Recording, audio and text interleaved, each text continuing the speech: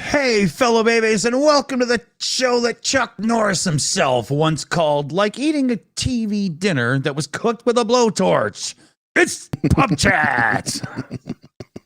Or a blowjob from Chuck Norris. I've got to fix the thing here. What happened? Okay, I can talk properly now. All right. I had a gag order on me. How's it going, everybody?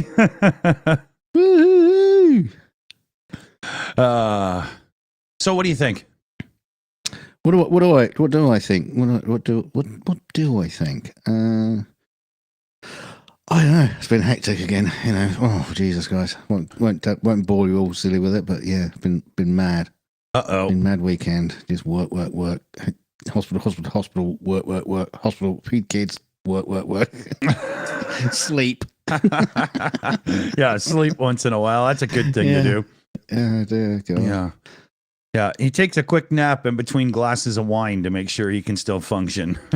The problem is my naps seem to take an awfully long time. Get into this sort of thing. You know, like Dixie at one point today, she was just like running around in circles, and I was like, you know, picked her up and held her in my arms, and she calmed down and just like sat on top of me. So I got my fleece, wrapped it around her, snuggled up with her, and then just went 2 hours later, you know, I suppose I better get on with something. It comes with age, you know, those nice long naps, you know. Yeah. If I'm not careful, I'm going to be napping, you know, 24/7. Well, that's with a sleep in between. That's how it goes, right? As you get older, your naps get longer and longer and longer until life is just an endless nap, and that's it. You've ascended to the nap, and that's it. You're done. Oh shit! There's only one next stage for me to go then. Yeah. Unfortunately, so. Yeah. The one I never wake up from. Yeah, so we'll be holding tryouts for a new dunk soon. You got to have the voice, but you can use the avatar. It's okay, you know. I thought you'd already been doing that, to be honest with you. Well, that's you know, on the side. Yeah. God's sake, can we find someone better, please? Must be I'd have to replace myself first, then. You know? Nah. Like today, producing the show for Annette. That was probably the best show I've done in a long time because I wasn't on it. I was gonna say, did you fuck it up? Yeah, no. Finally. Oh, dear. Yeah, it was funny. But yeah, we use a service called video.ninja.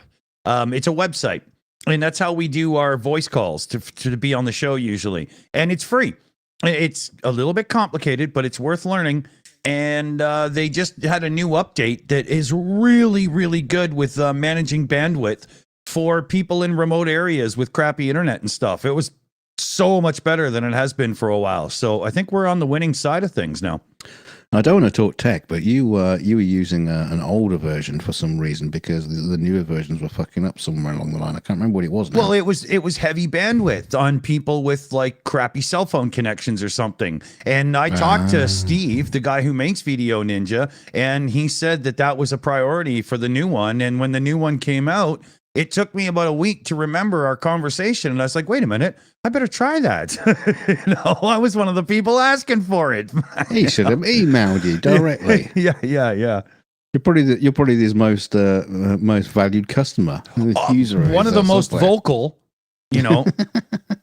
right? But he's awesome because unlike like Microsoft Teams or Zoom or something, when I'm like, guys, I really need this feature, come on, and it just falls on deaf executive asshole ears, Steve was like, great idea. You know what I mean? Yeah, he's awesome. Yeah. Big difference. Yeah, Massive he's difference. badass, man. And he does another version of Video Ninja. It's harder to find. I'll put the link in our Discord if anybody wants it, but it's specifically made just so you can share a movie with your friends. And, one person can play the movie, everybody watches in sync and hangs out and chats and stuff.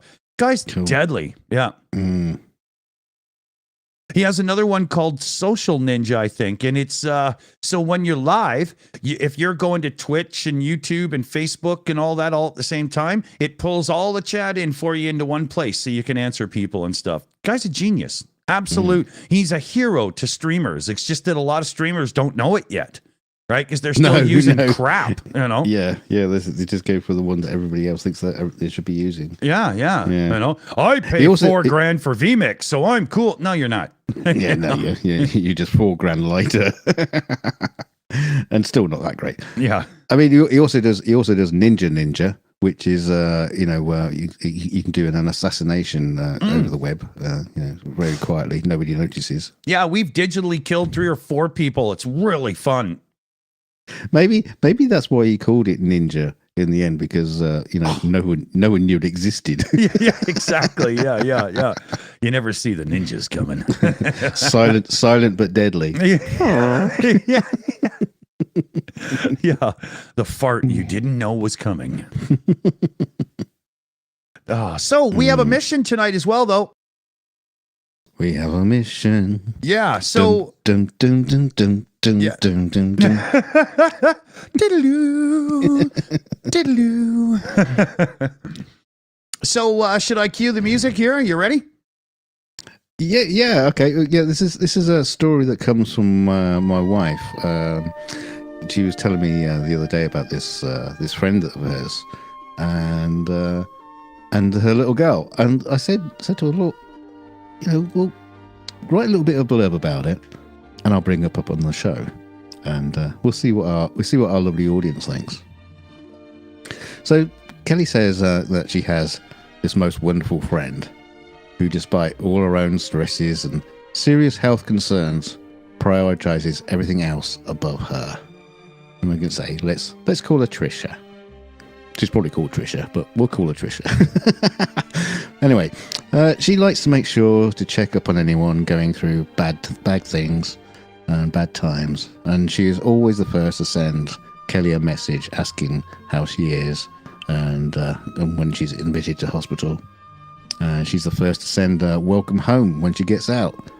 She's just like the sweetest, kindest person that she knows.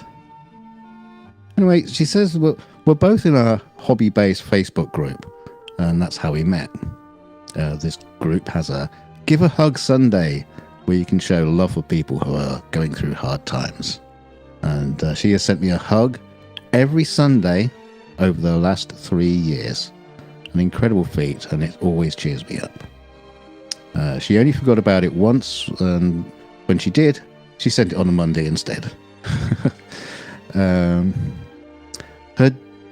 dog had sadly died on the operating table, and yet she still sent me a hug, still thought of me.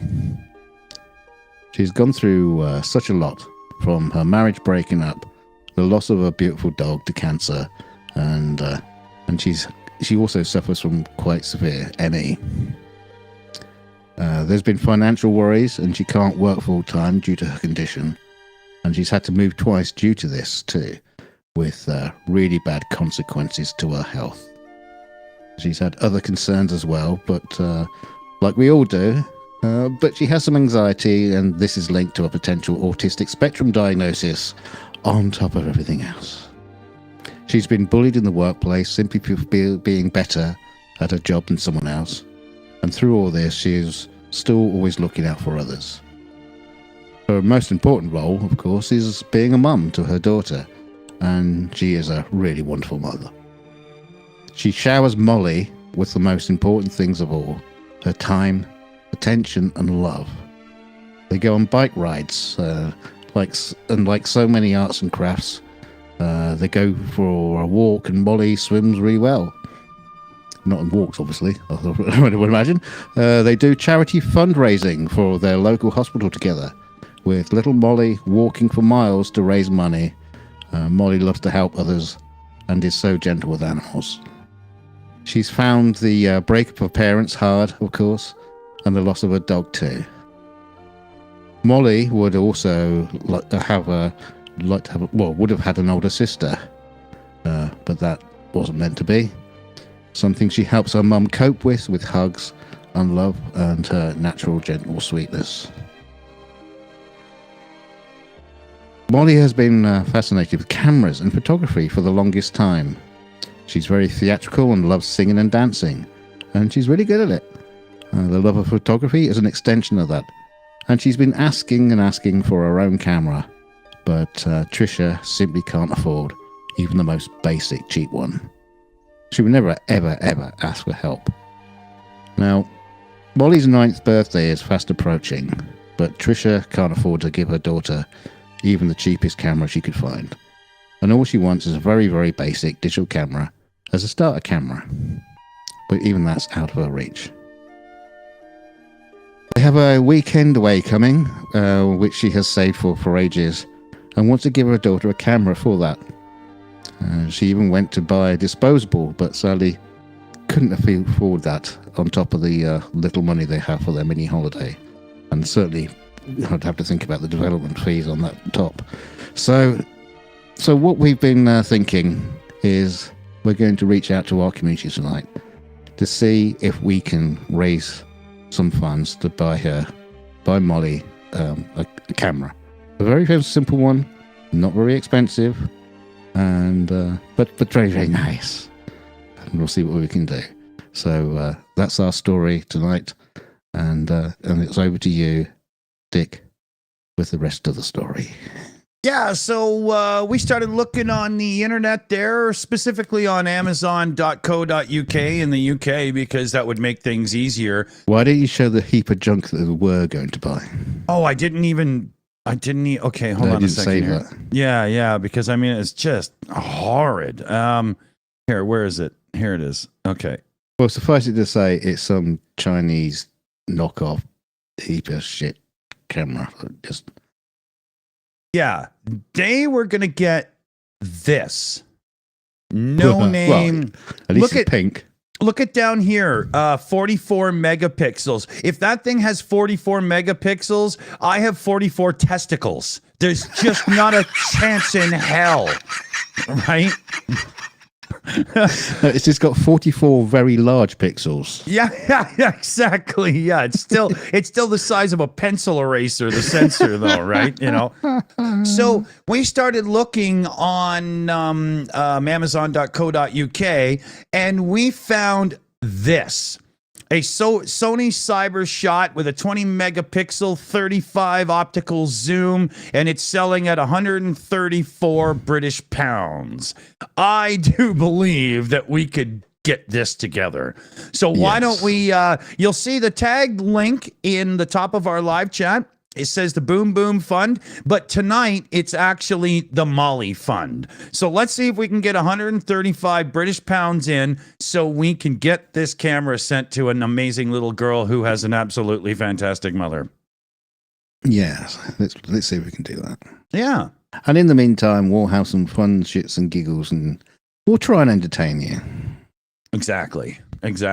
So, yeah, like Chuck says, you can't go wrong with a Sony. Yeah, exactly. Unless it's spelled with an I on the end of it.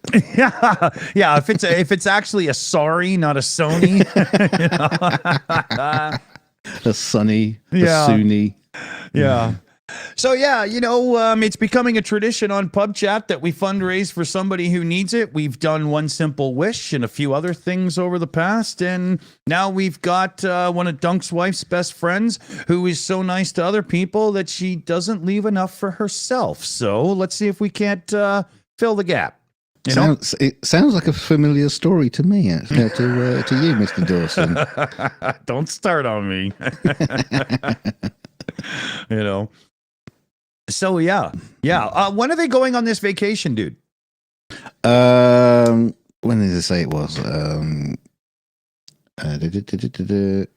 a couple of weeks, I think it was. Kelly said.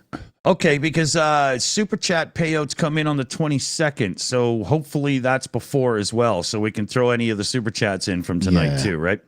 Yeah. Well, we'll see what happens. I mean, I can always fill the gap until that money comes in, I suppose. Yeah.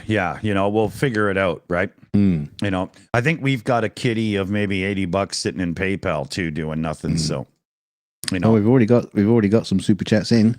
Yes, we do. We've got Simon Townsend coming in. Whoa, that was a bit loud. Bezel Brush, Boom Boom Fund. Okay, so that's Molly Fund tonight. Simon Townsend is second time there for the camera as well. So we're going doom. And then we got Blonde Bombsheller coming in with the cool lemon head dude doing a little dance. And that's $5 direct there donation as well.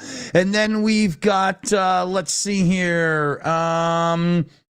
Okay, we do have somebody that might have one that can send it right over. So let's see here. Let me catch up here, Liz. I've got a couple of Ko-Fis to shout out here as well.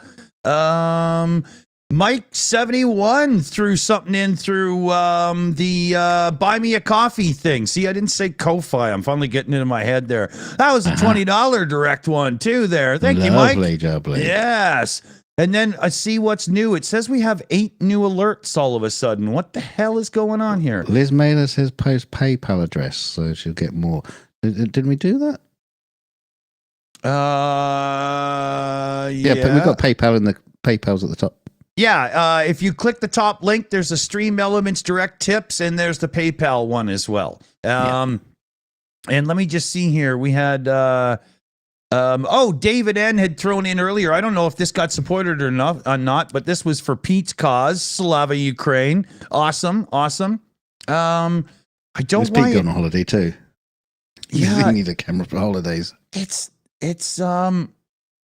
this Buy Me a Coffee place drives me crazy with their, we got to give you 13 emails because you got one thing in. It just got to be an easier way, guys. Yeah.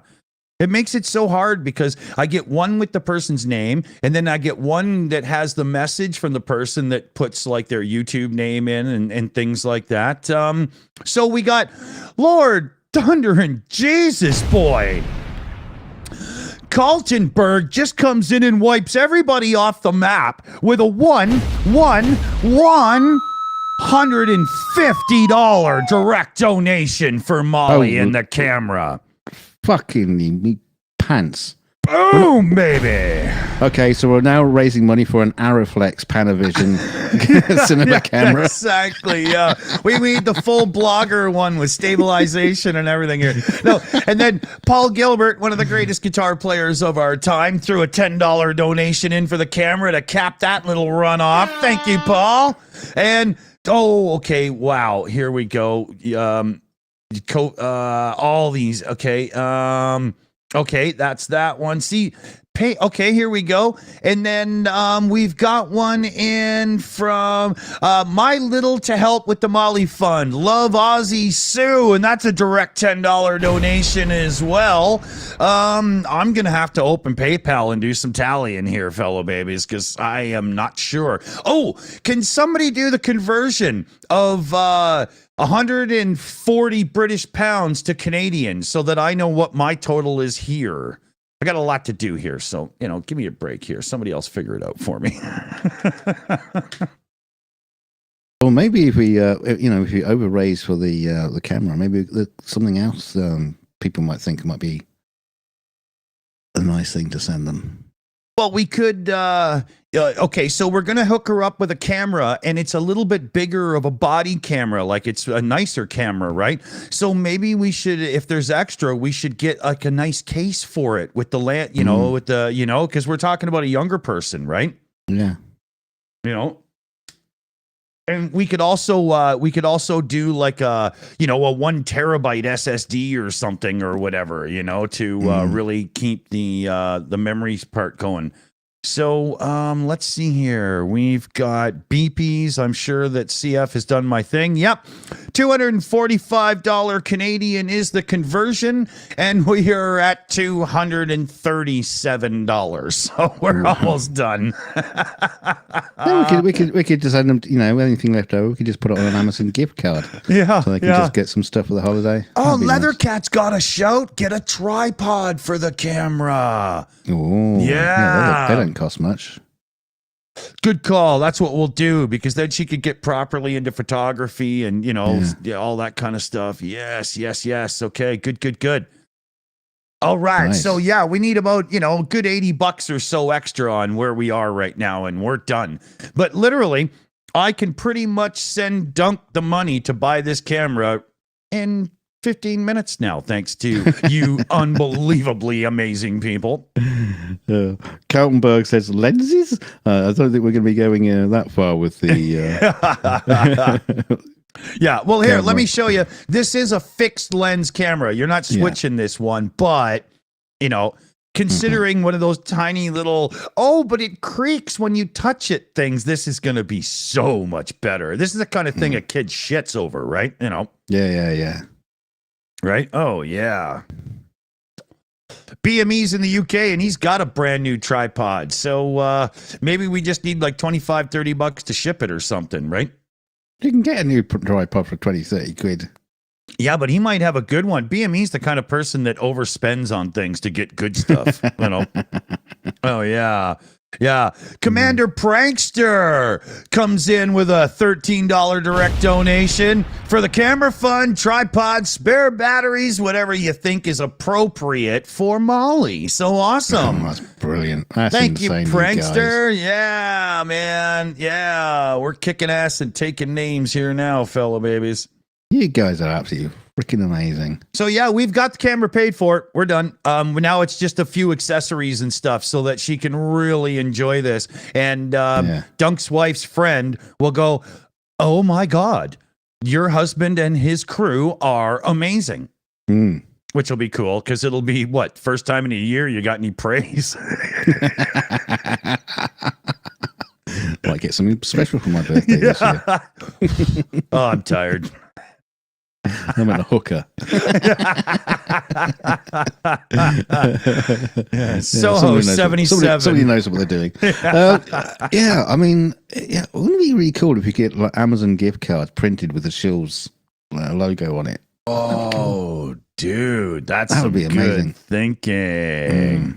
We got Joe Medley in the chat coming in with a $20 super sticker with says, "You are amazing." Thank you, Joe. It's a feel good moment, isn't it? It's awesome. We got Bob Doggy coming in with a super chat as well.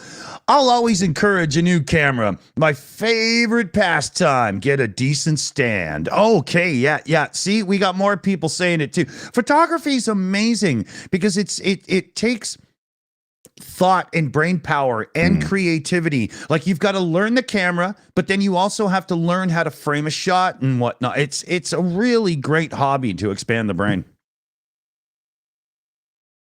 One of the things that I found really useful as far as photography is concerned was just those little tiny little tripods, like desk ones that are just like, they're just like a pencil, and the legs all just drop out, and it's got a little adjustable, ball joint at the top. They're always really cool, and they cost fucking nothing. Yeah. I was just going to message you. We should do the purchase on the camera right now because this is the only one in stock. So here, I'm going to send you this PayPal right now. How do I do that again? There we go. Jesus Christ. Okay. Let's see here. For Molly.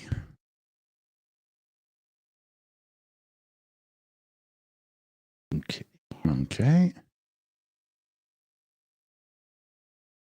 Would you stop giving me things? Just say, but you want to do this? But did you want to do this? But just let me send it. Jesus, get out of the way. Okay, there we go. All right. Wait a minute. I have too much money now. What the hell just happened? Okay. Yep. More money just came in. You should have waited. You should have waited because then you'd be charged another transfer fee. Yeah, but it's tiny because I just put it as for friends and family. It's a couple bucks. I'll just eat it. I don't care. Yeah, Danny Carver just came in with 20 bucks. Boom, boom, boom, boom for the camera. All right.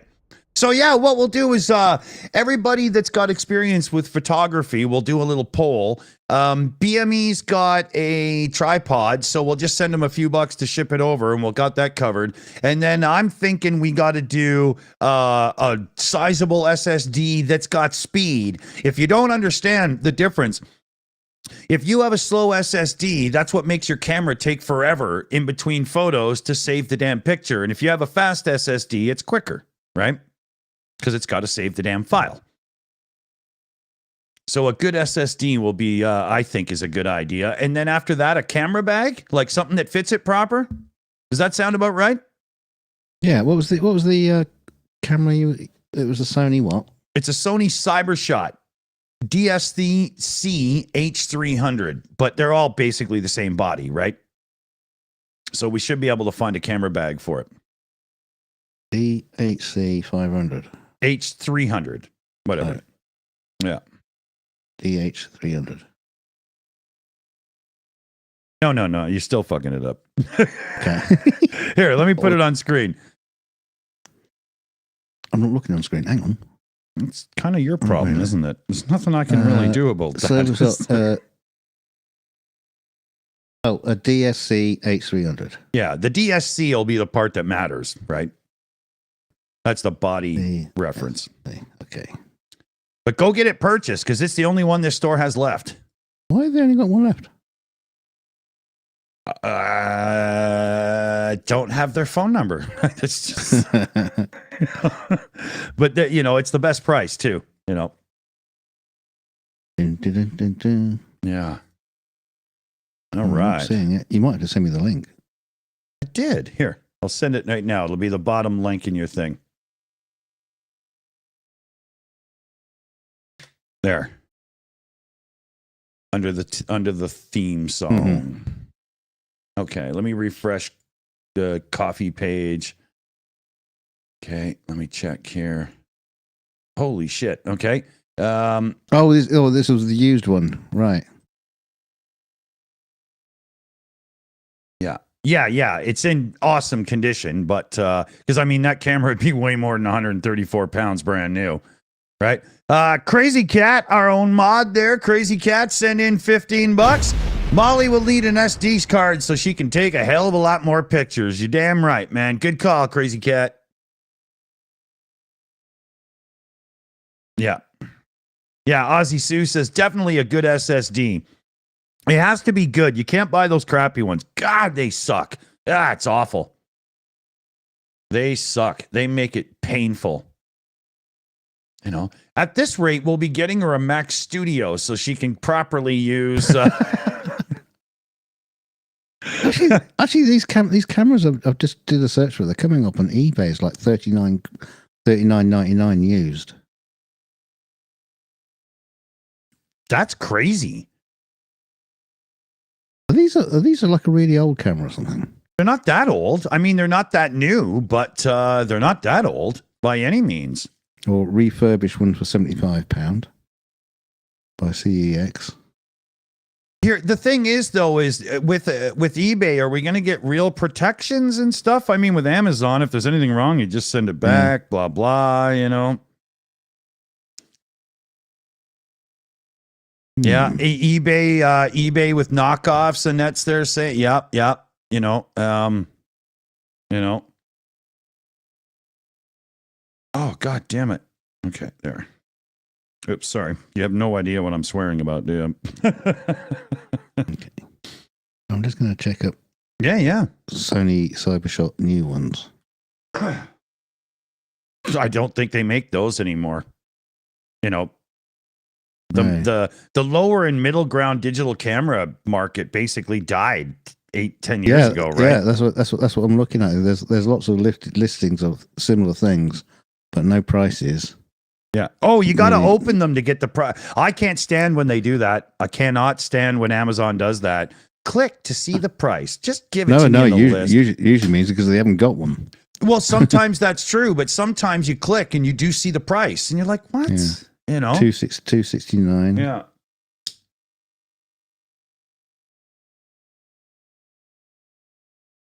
I got one of these for my son 2 years ago. He's got the similar CyberShot whatever camera. We bought it off a guy locally for, I think it was $150-$160 or something like that. And It's badass, man. It's tough as nails. Well, it's brand new, 180.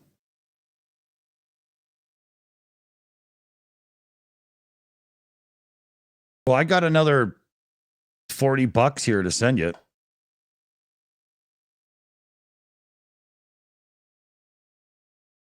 Should we? What do you think, audience? Do you think we should go with the less money but second hand, or just plummet for a this is an HX300? Okay. For 180. And it's like new in box? It's what I can tell.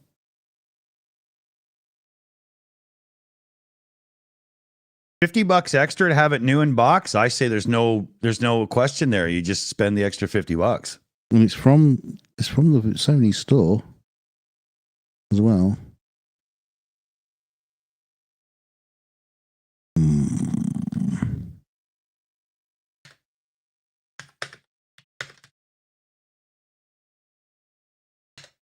Okay.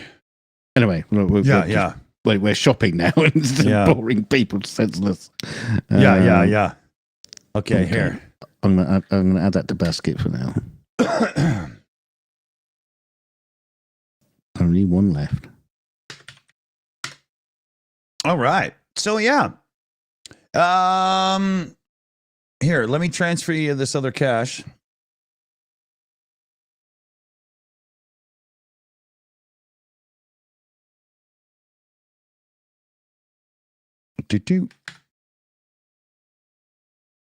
All right, sorry everybody. We are going to carry on with Junker Stu says gripping. I know. Yeah. Welcome to Dick and Dunk. Do a little bit of shopping. Yeah. What can you do though, right? We want to make sure, you know. Yeah. Okay. It was kind of like at the last minute. Yeah. Everyone's saying new camera. Yeah, not a second-hand one. Sally Lulls in the chat there. Lulls, aka Black Sheep 2. Batteries can be very expensive. Please consider buying rechargeable in the charger. Oh, yes. Good call. And that was a $20 coffee direct donation there. Thank you, Sally. Good shout. We'll make sure on that, right? What was that? Extra battery chargers and stuff. Right. I know for my son's, his charger died. and I bought a well-regarded third-party one off of Amazon for like, I think it was about $17 or something, and it's been rocking for like 2.5 years. Perfect. So, because most of these camera batteries are all the damn same, right? Yeah. You know. So yeah. Okay. So I just sent you that extra cash. Okay. And I've sent you a link to the camera as well, so you can make sure I'm not making any mistakes. Yeah, let me pull this up. So here we go.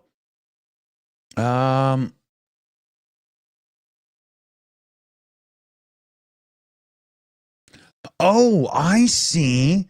The one that you found is one step newer. And it also has the Carl Zeiss glass in front, not the regular Sony lens. We're going with that one. Okay. We're going with that one. The Carl Zeiss lens it just totally makes the difference, even if it's just branding. It's always good glass. It's just the way it is. I'm hitting buy now. All right. You hear that, fellow babies? It's being bought right now. We've said it before, and we'll say it a fuck ton again. We have the best viewers on YouTube. Don't let anybody tell you different, because they're wrong. Don't you dare go anywhere else. That's another good point. That's right. Yeah. See ya, beauty. Start chaining these fuckers down so they can't run. All right. Lock the doors. Yeah, exactly. Right. Yes, and it can be here by 10 p.m. today. Awesome. You know what I should have done? I should have had it sent to her address, shouldn't I? Oh, what a dickhead. No, you want it sent here because then it can be Kelly that handles everything with them, right? Yeah. Yeah. We're doing this so Kelly can give it. Oh, okay. Isn't that the point? I was just thinking it would have saved on the delivery. We don't. Yeah, but we don't need fucking recognition. I don't care. Aww. I don't need a pat in the back. I don't like being touched. That's not what it says on the bathroom wall. I wrote that years ago. All right, I want to just get that. All right. Successful fundraiser yet again on the Shills. Yeah. All right. Yep. Perfect. Oh, yeah. Awesome. Yeah, this one has the slightly bigger screen in the back. It has a 50 zoom optical, not digital, optical. It is absolutely gorgeous. It's got the proper wheel for your thumb at the top that brings you into all your real settings. It's got telephoto and wide, the proper thing for your finger. Here, why am I doing this? You can just see it there. What the fuck is wrong with me? Well, I don't. Hang on a minute. Well, I don't understand. Right, view the order. HDMI out, right? Oh, yeah.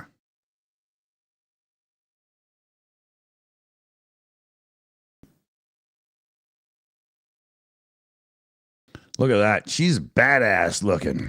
Oh, yeah. Wait a minute. If I click on my order and then click on the camera, it goes to the camera. It says it's in stock, although the last time it was only one in stock. Yeah. But this time it's £159.99. It's dropped 20 quid. But it's the camera that I bought. Well, it's the camera I bought, but when I go to look at the order, I bought it for 180. That's very confusing. But you could also always cancel the order and go with the other one. I see what's going on here. I see the other one that's at 159, but the one at 159 is considered used and in good shape. And the other one at 180 is a Sony factory refurb. So, right. I would go with the Sony. right? Yeah, You know, but I'm literally clicking on the one I have ordered, and this just makes sense. Okay. All right, never mind. Don't mind me. Right, I'm going to stop looking. I'm going to pour myself a drink. yeah. I think you've probably had one too many already, and that's part of the confusion. But we are good. Don't worry about it. We did buy the right one, the one that is from like the whole from the people themselves. So huge shout out, everybody. Thank you. Holy, that's awesome. Dunk's wife is gonna love this. Oh yeah, She's going to love you lot. Mm-hmm. She'll stop complaining when I'm saying, I've got a show coming up. Yeah. Oh, that fucking long-haired fuck again. You're wasting your time with those people. Yeah. Deadbeat hippie. Yeah, that's awesome. Okay. Yeah. Okay, so actually, yeah, this Kaltenberg there. Yeah, no, this is the one that got purchased is the direct from Sony one. We've just got like 9 links open now and we're getting it all screwed up. At least I am. But I just opened the actual buy link and that's what we've done. Because the refurb one is the step older. Here, I can show you. You can see the difference here, right? See the body on that one? And then see the body on, where is it here? Sorry. No, this is I don't trust this. I don't trust this. I'm going to cancel the order. Okay. Oh, there it is. Yeah. See, is that the one? Oh God, I'm so. You know what? Okay, Dunk will figure it out in the background. We have enough to get the proper one, so it will happen here. Yeah, because I'm just looking at the order, and its description has changed when I look at the order. Yeah, it now says condition used, very good, yeah. Full working condition with signs of use. Yeah, no, cancel that one because we could have had that for 134. Right, same camera. Yeah, it says professionally packed with a white brown cardboard box for sale. So it wasn't brand new. Right. It is the better one with the Carl Zeiss lens, right? Like I can show you here. Yeah, there's one. Also, and there's also one. When I showed it to you, it was like it was the Sony store. Go to the Sony store. This is not the Sony store. No, exactly. Okay, so cancel that, and we'll figure it out. Okay, hold on a second here. We deserve this, so I'm doing it. What the fuck is wrong with you? Okay, there we go. Let's reset and regroup.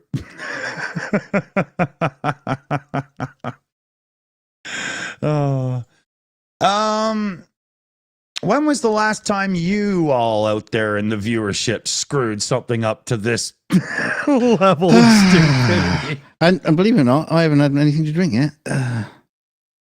No, I'll take not on that one for 200, please, Alex. I've had half a sip of a glass of wine, and yeah. That's probably the problem. You're completely out of balance, right? Well, yeah, I need to drink more.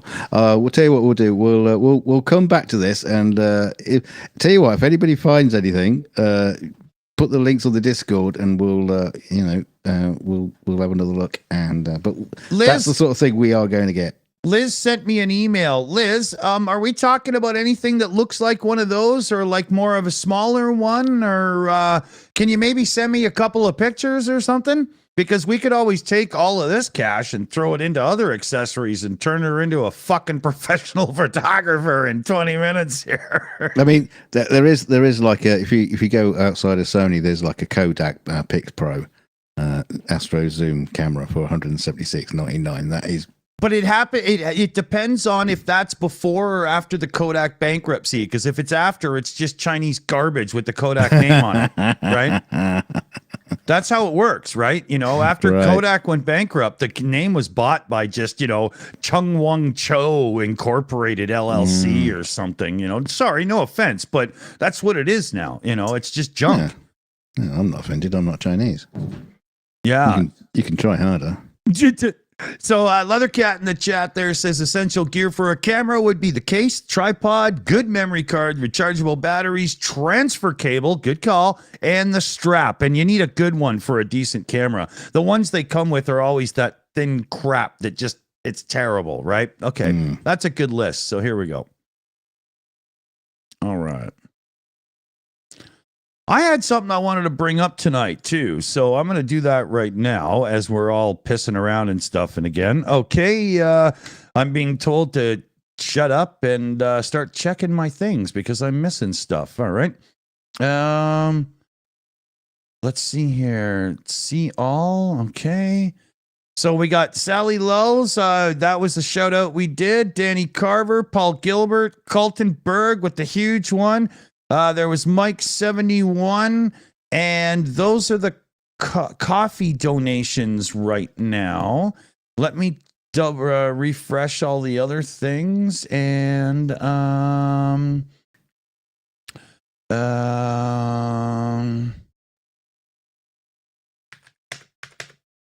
let's see here. I think I'm caught up. It might just be that somebody might have missed their shout out. So, maybe got up to go to the bathroom or whatnot. What I'll do is I'll go over them, before the show is done and redo them out. It's happened before where somebody will say, I didn't, I put in a thing and I didn't get my thing. And I look through and I'm like, but your shout out is check marked as if it's been read out. We got a real amazing team. But let's see here. We do fuck up every now and then. Oh, nobody's perfect. Trust me on that one. I face that every day when I look in the mirror. But like I say, we'll just redo them all coming up here. And then that way, boom, right? Holy shit, man. I tell you, I'm not going to show you because it's, kind of private info, but the Shills PayPal account, the money in number and then the money out number is glorious to see because we don't get very much of it. But they must think you're money laundering or something. yeah. But like Pete from Project Constantine and people like that get a hold of me all the time. Like, holy God, you just sent more. Jesus Christ, even more. You should see the little videos I get from Pete from Project Constantine. And it's all because of you guys, man. That's where the cash comes from, We contribute a little bit from our memberships and stuff, but, myself, I'm on disability raising a child on the autism spectrum. I got about as much extra money as I do, extra attention span in my squirrel brain, Which is not a lot. No, it's tiny, Yeah. Well, yeah, BME in the chat there says the Sony camera should come with its own battery. I agree, but you know how kids would be not managing the battery and stuff. So to be able to get an extra one and like an third-party charger that could charge two at once would be pretty cool. I know Felix can burn through his battery quick because he's just wearing it around his chest, walking around looking for deer to take a picture of or something, Absolutely. So I got another $30 in PayPal here from the last couple of donations that came in. Let's see here. See, and it gets confusing because, what happens with this Buy Me a Coffee place is I get an alert that says somebody donated to you on Buy Me a Coffee. Click here to see who. Now, they could just give me the information, but they want me to click open their site because it gets them better rankings, more clicks, right? And it's annoying. They won't give me the information. Yeah. But Buy Me a Coffee then sends to PayPal, and PayPal gives me a notification alert that says so-and-so sent you $20. And sometimes the names, like I could give somebody's real name a shout out and then give their YouTube name a shout out because of it gets really stupid. That Buy Me a Coffee place needs to learn the difference between notifications and spam bullshit. You know, all I need is an email notification that says Danny Carver just donated $20 to you on Buy Me a Coffee, and here's the message. I don't need click here to read it. You know, fuck off. How many web browser tabs do you think I can have open doing this? You know, morons. Okay, here we go. Oh, CF Beauty found something slick. Here, let me figure this out.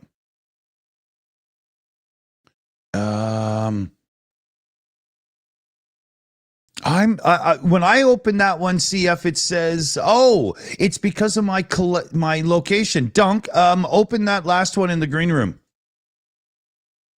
Heading to the green room, diving in.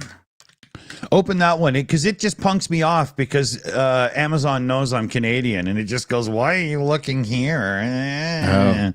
Okay, yeah, that's a full-on SLR. Just remember that this girl is 9.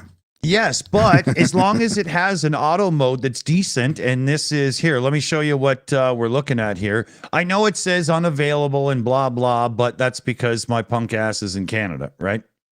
Yes, it's $399. It's refurbished. Excellent. $399. So how much have I sent you already? Let me check my PayPal. You sent me not that. Well, I know, but 100 and oh god, I got to do math. Add 6. The one. 160 pounds. okay. So we'd have to get like, a good 220 pounds in still to do that, right? Yeah. That is one step above those cyber shots though, because Yeah. They just don't do those cyber shots at all anymore. It's just like, yeah. It's too bad. Yeah. It's probably cheaper buying an iPhone at this stage now. You're not wrong there. See, right? I think that's half the problem is a lot of people just went to iPhones. There was a remarkable Dragon's Den video clip I saw the other day with some guys who were trying to. They don't call it Dragon's Den over here in North America, do they? Call it something else. No, we have Dragon's Den. Yeah. Right. Yeah. So you had these guys that were trying to sell like a smartphone case that has lens attachments on them to turn their iPhone in or their smartphone into a decent camera, and they're saying, oh, they're going to rock the camera market with this new thing because people won't need these new cameras anymore. And the guy was saying that no, that's never going to happen. It's never going to happen. People are still going to always go to their camera. They'd much rather have a camera than an iPhone. Yeah. Yet you look at the current state of affairs on cameras. They were right. People have stopped buying cameras. In favor for their phones. But people didn't stop buying cameras because their phones were better. They stopped buying cameras because their phones at least had one. It took a long time before phone cameras actually got good, but they had already decimated your regular point and shoot camera, right? Yeah. Here, everybody. Obviously, they'll never replace the professional cameras. No. Well, actually, I can't do that. That's a Bill Gates thing to say. That will never happen. Yeah.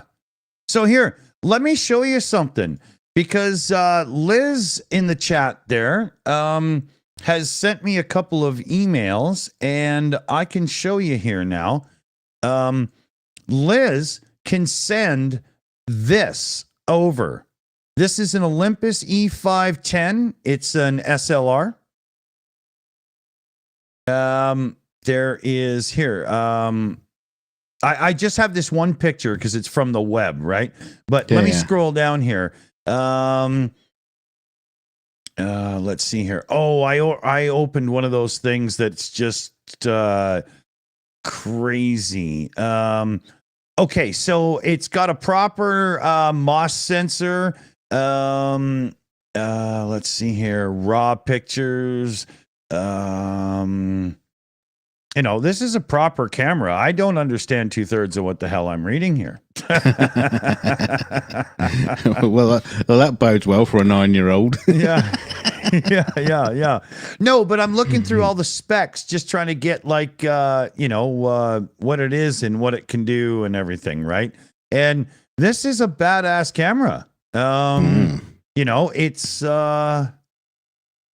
It's mind numbing. Here, let me see if I can't just get like basic specs on it. God, this is so difficult on my poor little brain. Yeah,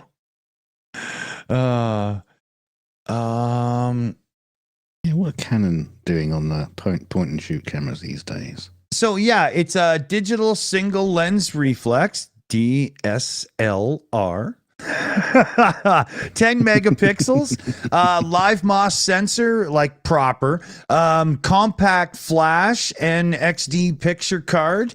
So, this is proper stuff. This could be very, very good.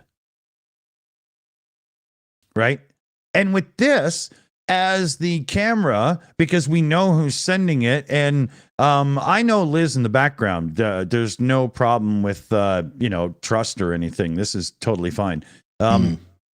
We can put the other cash towards accessories to make this an experience from hell. Like get a nice seated flash and a few things for it, right?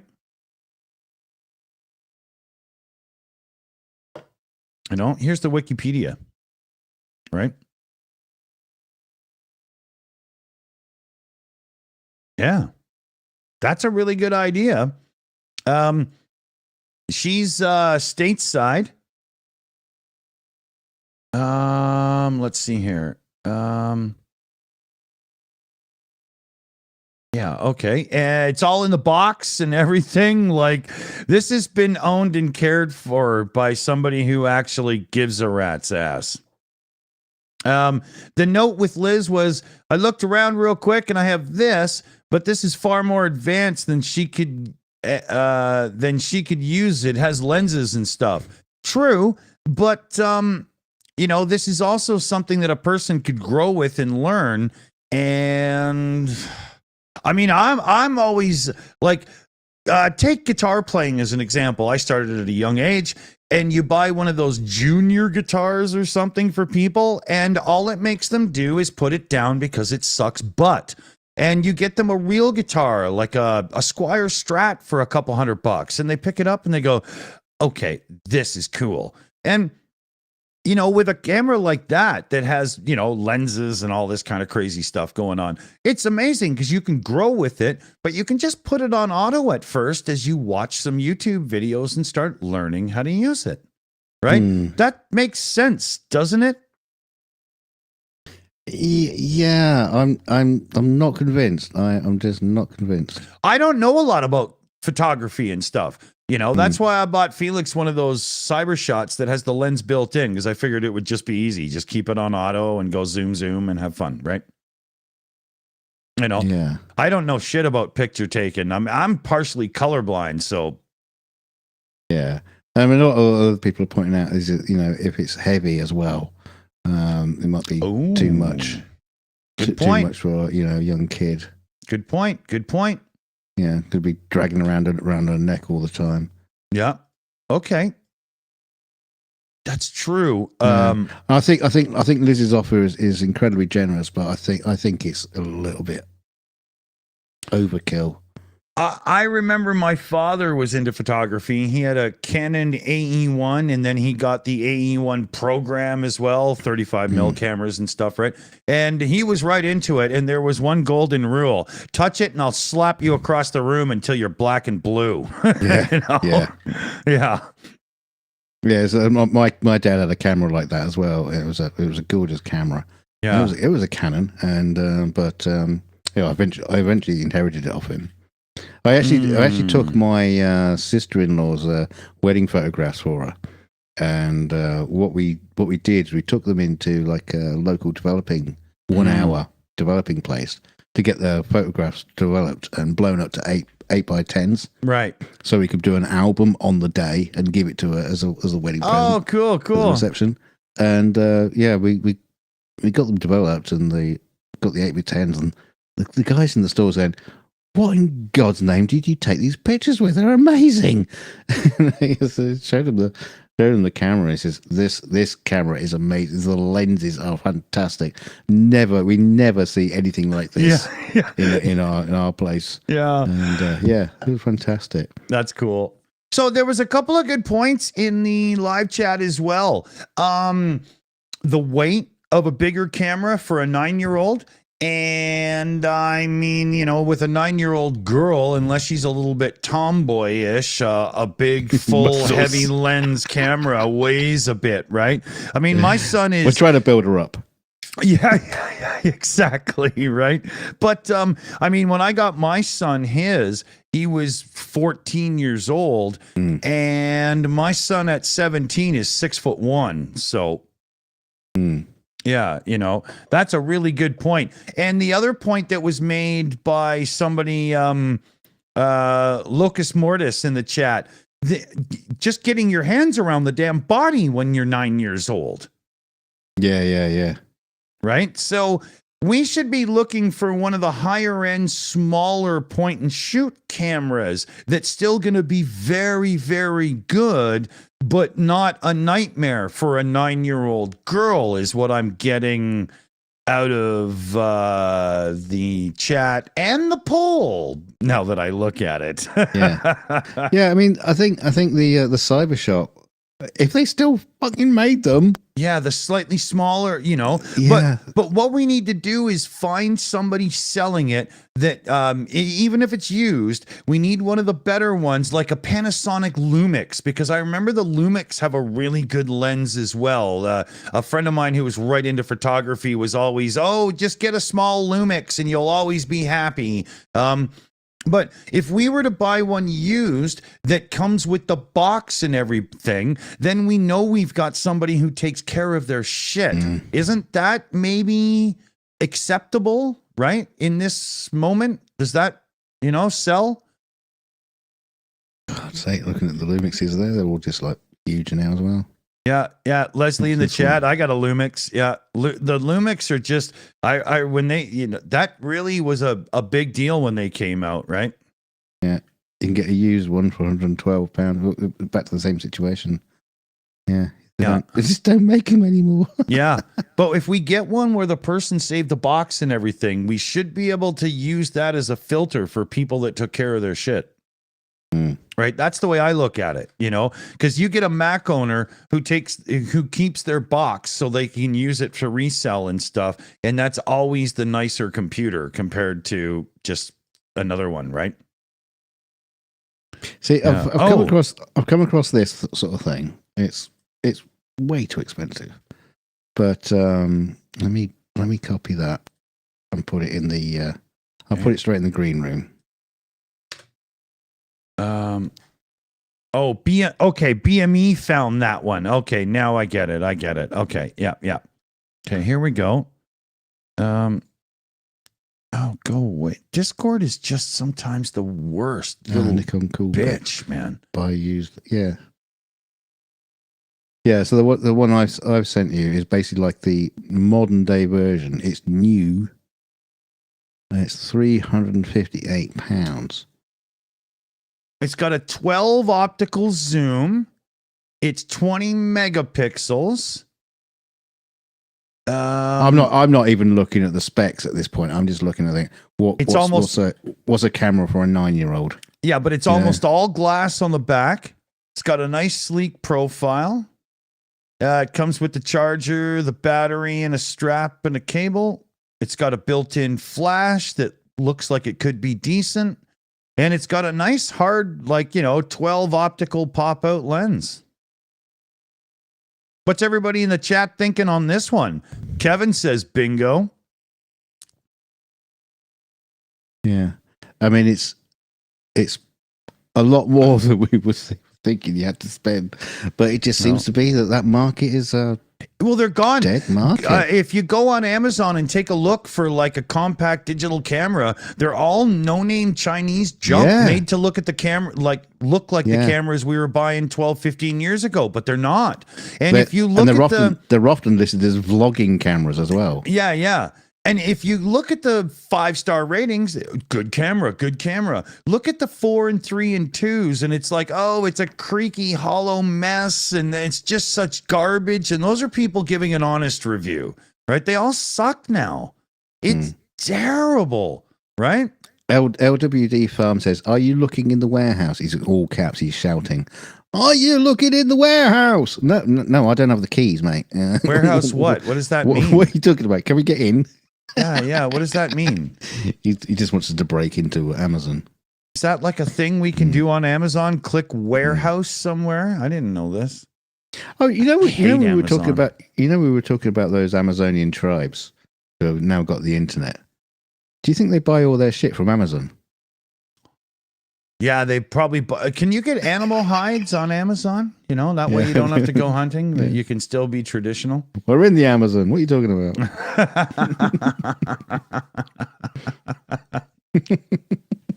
Oh man. Okay, I'm just another follow-up story. You know that island that was sinking? Yeah. I looked them up on Google Maps. No street view. Lazy. Whoa. Wow.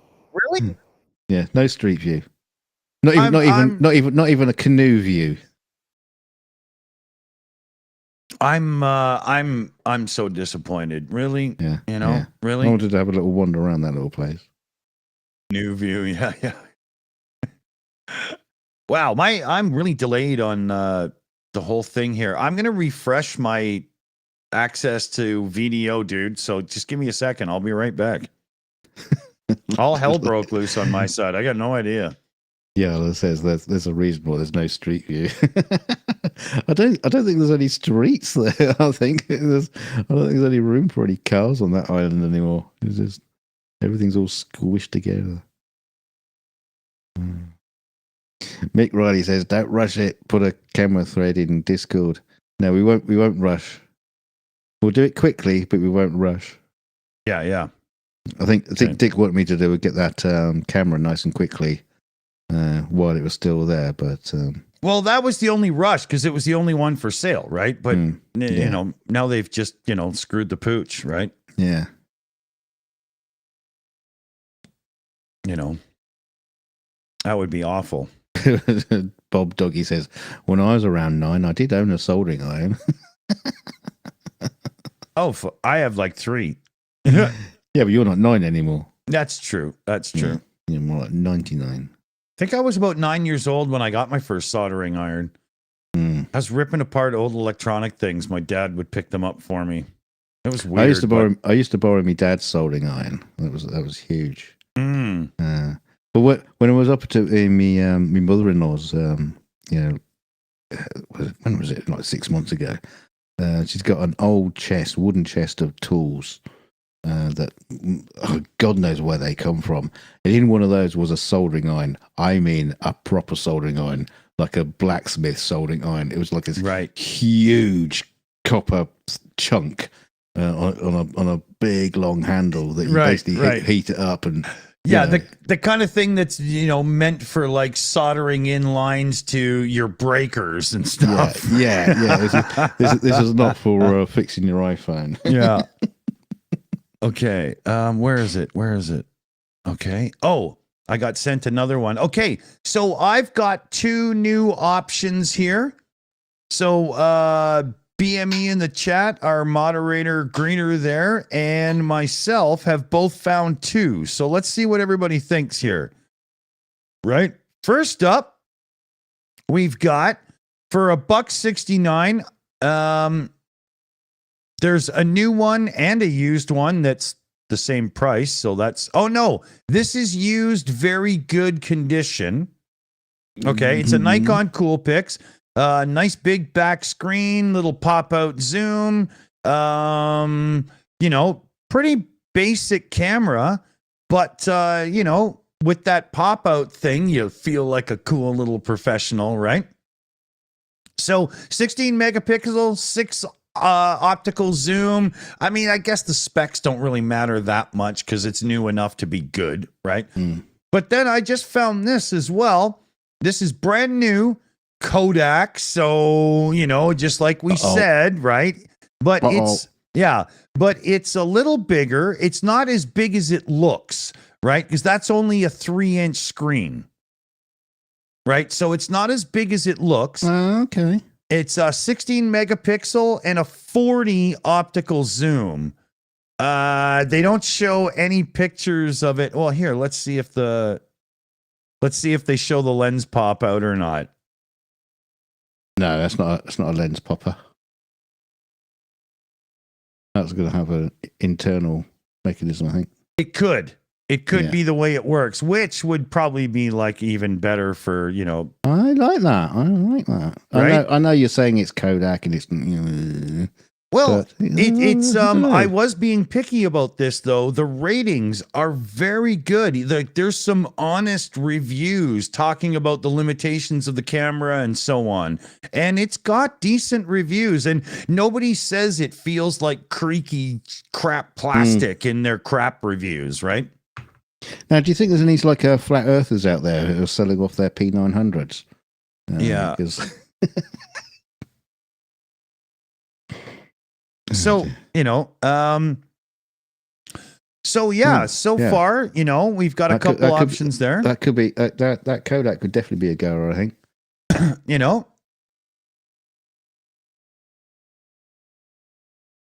Yeah.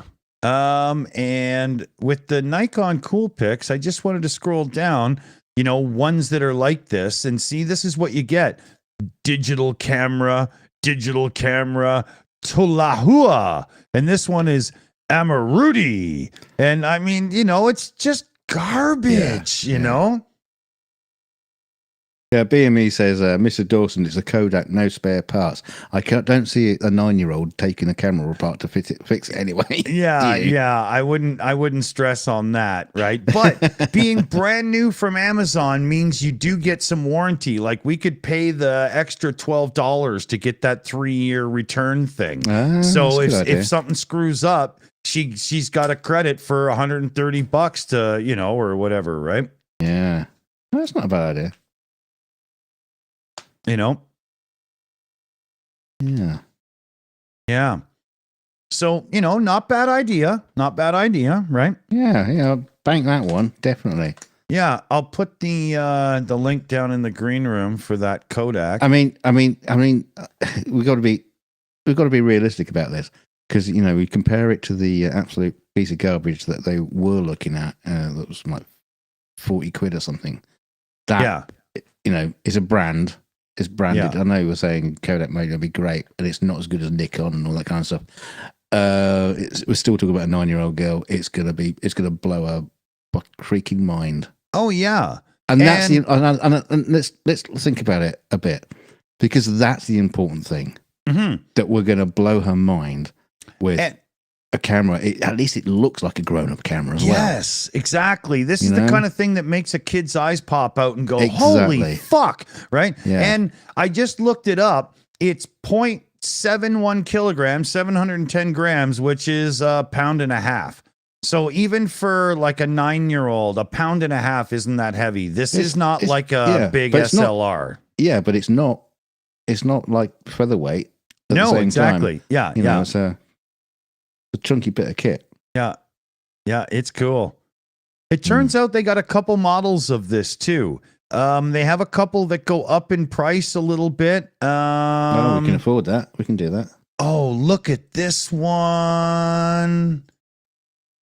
Or this one. Okay, hold on. They've got red with updated specs. Oh, that's sexy. Right? I like that. I like it. And so CF says, I don't see this 9-year-old girl saying, holy fuck. Yeah. Okay, true. But I reiterate, right? I like the white one too. And the white one at $1.62. Yeah. Look at that, man. I think I prefer the red one. Yeah?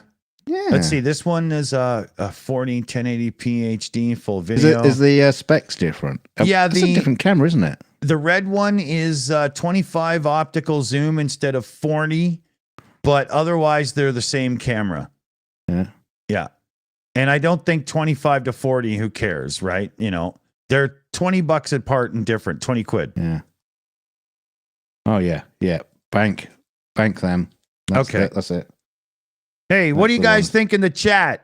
Do we go for the white one because it's got that white look? I mean, a white one in a child's hand, isn't that just going to look like crap in a year versus the red one? Like, you know what I I can mean? color it in. Yeah.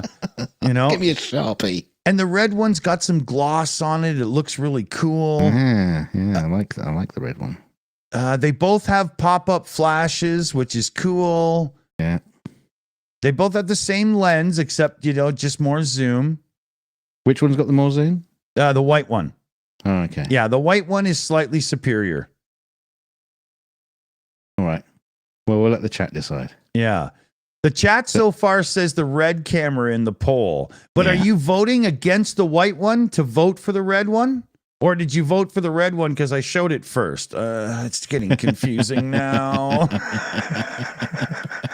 It's getting confusing now. How long has this show been going on? Yeah, I have no idea. This was only supposed to be a short bit. You know, well, let's raise some money, get a camera. Now we're shopping with the audience. Yeah. I tell you what, audience here, you have to come up with sort of something else we need to shop for in the future, or just we'll spend the day in the shopping carts and just have a look around, see what we can buy. You know, Yeah, everybody. get a shrubbery. Okay, so Yeah. red camera Nothing too got expensive. yeah. Just something nice. Red camera won big. Okay, a lot of votes against no on white camera. Red camera wins at 142 pound. Aussie T says the blue one. Overthinking, Dick. Yeah, I know. I do that a lot. Trust me. Yeah. Dunk talks me down all the time on shit. Oh yeah, you know. I'll be planning a new fiber optic cable across the Atlantic just for us. He's like, easy now. Yeah. Okay, so okay. Martin Casper just nailed it. Ferrari red is sexy. I'm sold. That's it. I'm done. Yeah. All right. So here's the link, Dunk. Here we go. Okay. I'll put it in the green room. There we go. And we'll get the red one, which is just a seriously slick looking piece of kit. Here we go. Let me go through the pictures for you, everybody. All right. Look at that. Right. Look at that with the, you know, that looks awesome. £179. Wow. It's 142 listed for me. I just clicked on the same link. Yeah, but look, I got it on the weird? screen. For me, it says 142 pound. Isn't that weird? Yeah. How the hell does that work? You buy it then. Yeah, but they'll, okay, wait a minute. I have to, well, okay. How does that work? I don't know. No.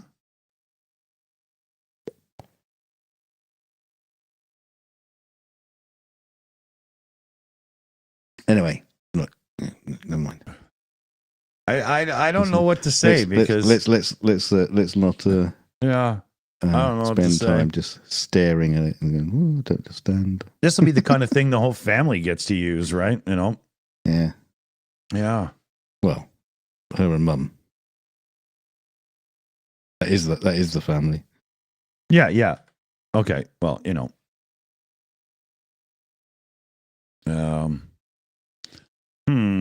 Let's see here. Oh, hold on. I got another link in. Survey says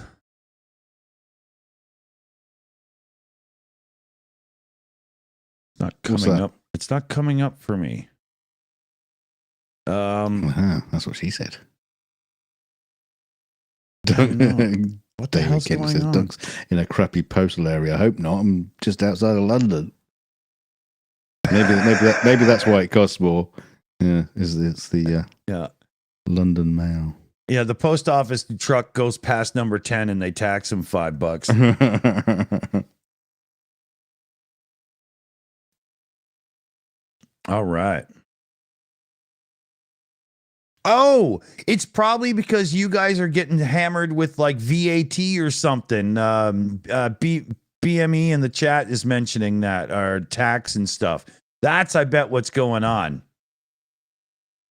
Right? Because I don't have to pay no VAT. Oh, this was sent in to me. Who sent this in to me pre-show? But you want to see something really funny? It's revolting. It's Bobby. It's awful. Bobby Putler. Oh, okay. Oh, okay. Just me, where in the Discord do I look for that? I'm trying to keep up here. I'm not good at jumping rooms and doing all this crazy shit. Did you put it in general chat? Just me?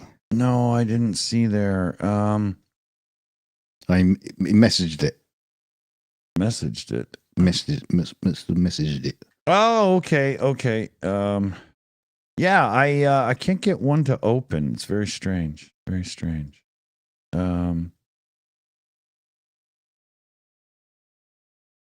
Okay. Trying to keep up here. Sorry, everybody. Okay. Lord, thunder and Jesus. All right.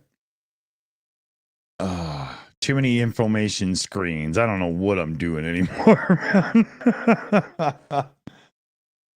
I know the red one is overkill, but in this day and age, for a child to want an actual camera means that there's an interest that could be fostered by going overboard. And I firmly believe in that because it's worked for me a few times. Yeah, I don't think it's overboard. Oh, fuck, it's teetering on the edge of the boat and she be rocking. But who cares? Come on, it's worth it. Found this 4x zoom Kodak compact camera. It's a tough one, so good for kids. It's very, very cute. So I was obviously nowhere near as fancy as that one, but it's kind of cool looking. Yeah, CF Beauty in the chat there on the Shills account got her first camera at 10, took care of it, and loves photography still. All those pictures of naked men. Yeah. And I mean, if cash is tight and they were looking at buying some $40 camera, just imagine opening that as that girl. Here, we got you a camera. Oh, cool. It'd be like me when I got my first real guitar. It's just, oh, yeah. My hand barely fit around the damn thing, But I learned to stretch those fingers. Yeah, so I got one here. I can get the camera and a 32 gigabyte card, a SanDisk one, a decent one, for the same price as that camera. So you basically get a free card with it. But what's the speed rating on the card and everything? SanDisk does sell some slower ones. 120 megabytes per second. That's not very quick. It's only a still camera, though, isn't it? Well, it depends on the megapixel rating and stuff and the video, Does it even have video, this camera? Well, see, if it doesn't, down. Yeah, but if it doesn't, the $142 one, well, 77 for you or whatever, has 1080p full HD video and the whole bit, right? Yeah. When you pull it back, it's on wide angle, and then you've got a 25 zoom. I mean, I remember Felix when he was like 11 years old. He had my bigger camera. I don't know how to use it very well, but and he loved being able to zoom in. Half the time he didn't even take a damn picture. It was just really cool, right? I'm just more of the go big or go home kind of person. I can't get it out of my system, Oh yeah. I mean, I would drive a Dodge Charger, but I wouldn't put the flag on the roof. I wouldn't do that part. I'll tell you what, we won't bore the audience with us shopping for SD cards at the minute. We'll come back to that one. Yeah. Yeah, Bob in the chat knows. Yeah, you got to go minimum class 10, and it's got to have a transfer rate, Class 10. Yeah. Ooh. I mean, I've got a 256 gig card here that's faster than all hell. I could mail over to you. I don't even use it. I bought it for my one camera that I use security wise, because you can actually put one in it to avoid their cloud storage and stuff. And they sent me a full-size SD instead of a micro on Amazon. So I said, moron, and they just said, oh, keep that card. We'll send you a new one. So, yeah, the thing is, SD cards are so cheap now these days. Yeah. I mean, but the good ones still aren't that cheap. Well, they're still pretty cheap. You get a transfer rate up into the like 400s and 500s and stuff, and it's more expensive, right? But even still, yeah, you're not wrong. It's $30-$40, right? Yeah. Yeah, I remember buying the Sony memory stick things. Those stupid things, they were like $180. Yeah, for megabytes. Yeah. I have a Memory Stick Pro 2 or whatever over there for a handheld Sony thing that I hacked to play retro and stuff. And I think I gave it to one of the kids. I think I've still got a whole bunch of them in a box somewhere, like old Sony memory sticks. Yeah. I recently at the thrift store found an Android TV stick. It's supposed to be like a computer on a stick, but Android with a quad-core ARM processor. And I took it home. I was like $8 or something. I can't remember what it was. And it was not bad. So I put RetroArch and a few things on it and loaded it full of retro video games and gave it to one of the neighborhood kids. And he was like, holy shit, this is amazing. It was funny, man. Yeah. Jonesy makes a good point in the chat. Says that if a kid isn't asking for a smartphone and wants a camera, they be serious. That's what I'm saying, right? I'm feeling that, Jonesy. Yeah. That's a very, very good point. That's what I'm feeling. Kids ask for, as soon as they're born, they're like reaching out for their iPhone. Yeah. Where's my phone? Yeah, and that's again why I say let's just go with this beast, right? Fuck it. I've got another 30 Canadian here to send over to you, which should get you close to the 177 that damn thing had, right? And we have our Google AdSense payout on the 21st or the 22nd. So, to make sure we have an extra memory card at least, I'll chip in the other, no problem. And we're good to go.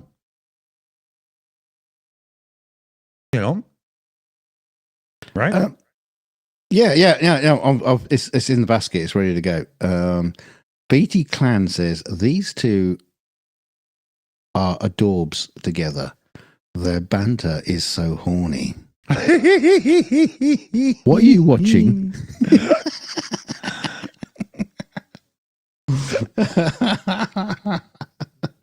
She's watching another channel while typing in the chat. No, she's watching with her eyes closed, imagining that we're on Gilligan's Island. Imagining we're doing sexy talk. I'm Ginger, you're Marianne. Oh, you went all blank then. What's going on? He's still here. He's disappeared.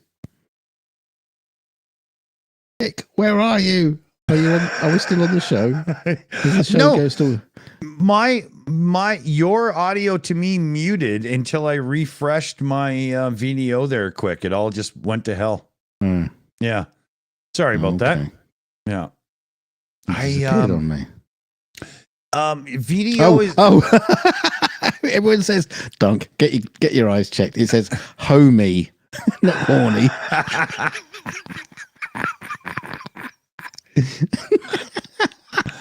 Okay, and I do have to actually admit, my glasses do need cleaning a little bit. Okay, so y'all think that I fuck shit up when I'm reading and stuff. That took the cake right there, and I am doing nothing less than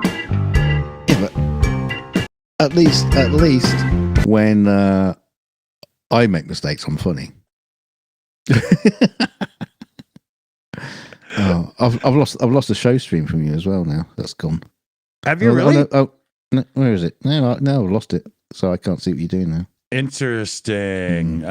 So yeah, maybe not quite so fixed with the modern version. Maybe we will go back to the old room. Yeah. That wasn't so funny, was it? Yeah, I don't like when shit fucks up. It really stresses me out. Yeah, but that's why I drink a lot, to handle the stress. Handle what dress? Oh, it's a real pretty one. Mauve, lovely. Mauve is one of those colors I can't even see because I'm partially colorblind. Oh, really? Yeah. Well, what do you mean you can't see it? Does it mean you can see through ladies' dresses? It's amazing. I always get myself invited to the weddings based on the bridesmaids' outfits, right? You're just gurning. No, but all those variations of colors and stuff, to me, they just end up being the basic ones. I can't tell. Like you get some weird burgundy color, and to me, it's just brown or red, or it's weird. That's why I get Dunk to do all the visual things that we do these days because he's not you used me. to. You're doing it all now. Not really. What am I doing? All the thumbs and stuff. Oh, no, but that's just because I'm being a clown, right? Yeah. I saw a minibus today for a school, and it was like Notre Dame. What is it? All girls school, all faiths. And then underneath it says, book a tour. And I thought, that's a bit inappropriate. Just going down to the school, saying, I'm here for the tour. Where's the girls? Do you have the Grail? You know? Well, I suppose I could stay for a little while.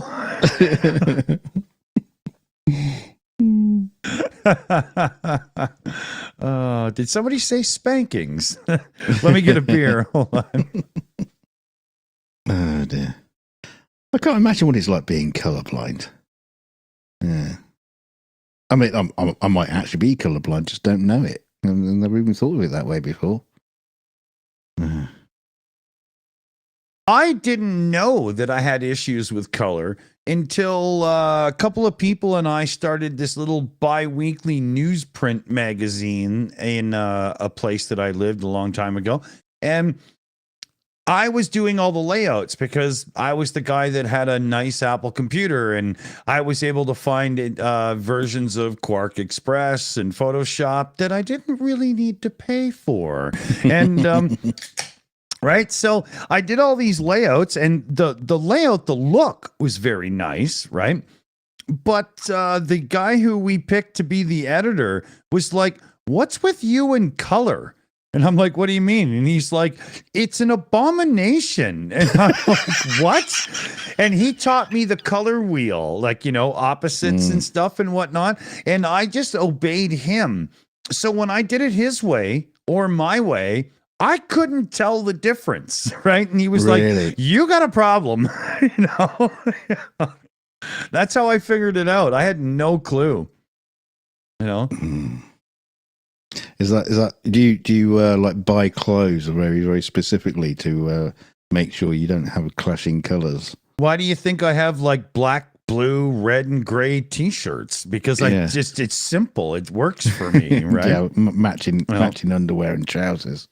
I remember being 19 years old. I was going to buy a Dodge Ram 50 sport truck. It was actually a Mitsubishi built with an aluminum 4-cylinder, blah, blah. And it was really nice with a bit of a lift and the bars on the back and stuff and whatnot, right from the dealership. And my girlfriend was with me. So we go and we test drive the truck. I like it. It's great, and we're driving away as I'm thinking about it. We're going to go and have like a coffee and sit down. And she says to me, I can't believe you want to buy a yellow truck. I'm like, what? And she's like, a yellow truck. I was like, it's white. And she's like, that truck is yellow. And so I was like, well, let's go back and look again. And she looks at me and she goes, you're an idiot. You're wearing yellow sunglasses. Oh, no.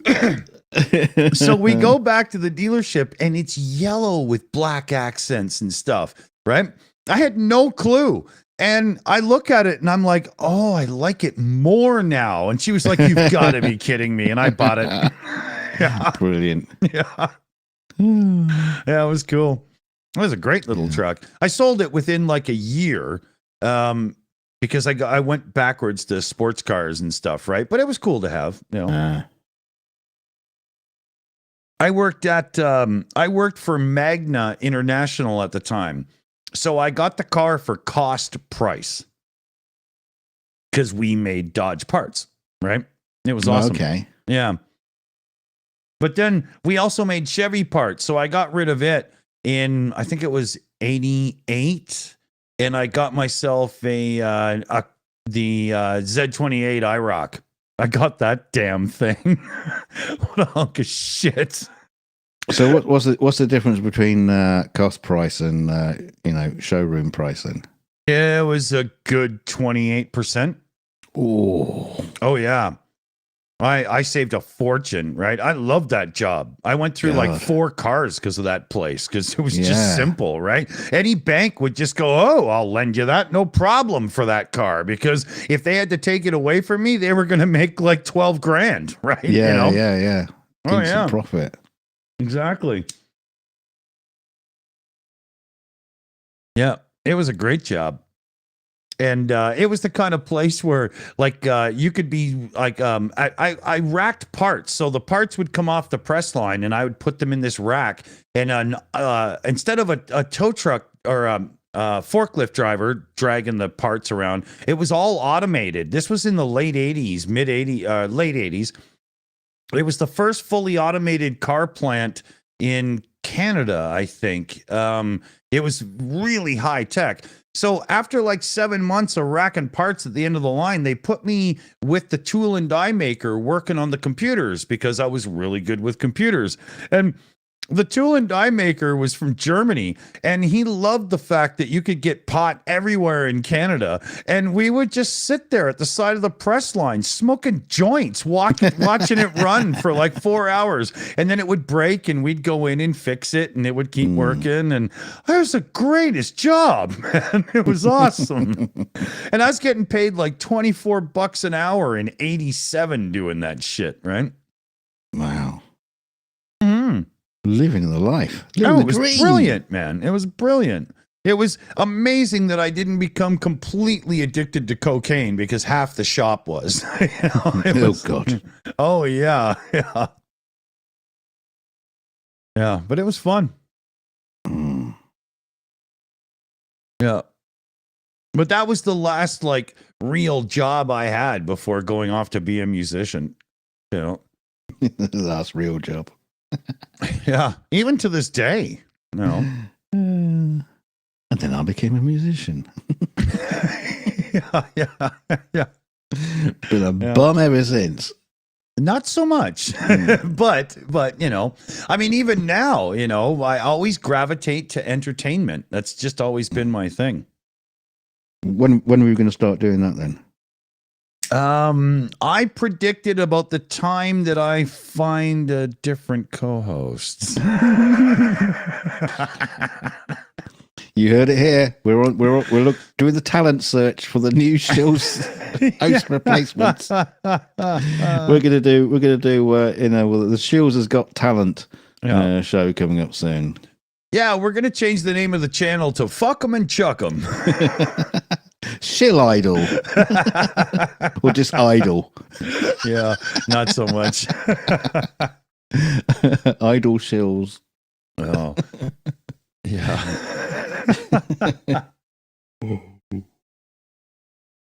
Yeah, I can do juggling. Watch this. See? It's always good when somebody with their hand in their pants is not on camera. Let me tell you.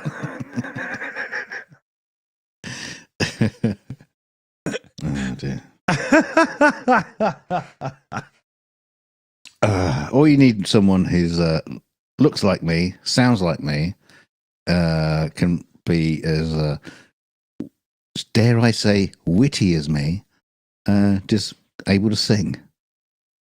That'll be a good start. No, I don't want to turn the channel into a musical.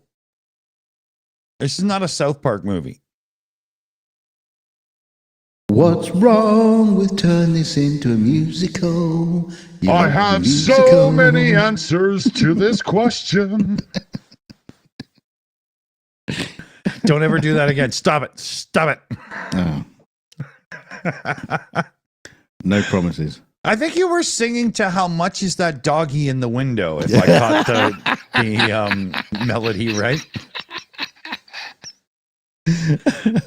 Hey, what do you guys? What do you think, fellow babies? That was how much this is that doggy in the window, wasn't it? Right? And I think I answered with the stray cat strut, but I'm not a Yeah, Melody, I agree. Actually, my son and I watch a lot of musicals and whatnot. One of his favorites, and I know all the lyrics and the songs, is "Hello, Dolly." He likes the Grease movies. Well, not two. That's sorry, Michelle, but that's terrible. Oh my God, I can't stand Grease.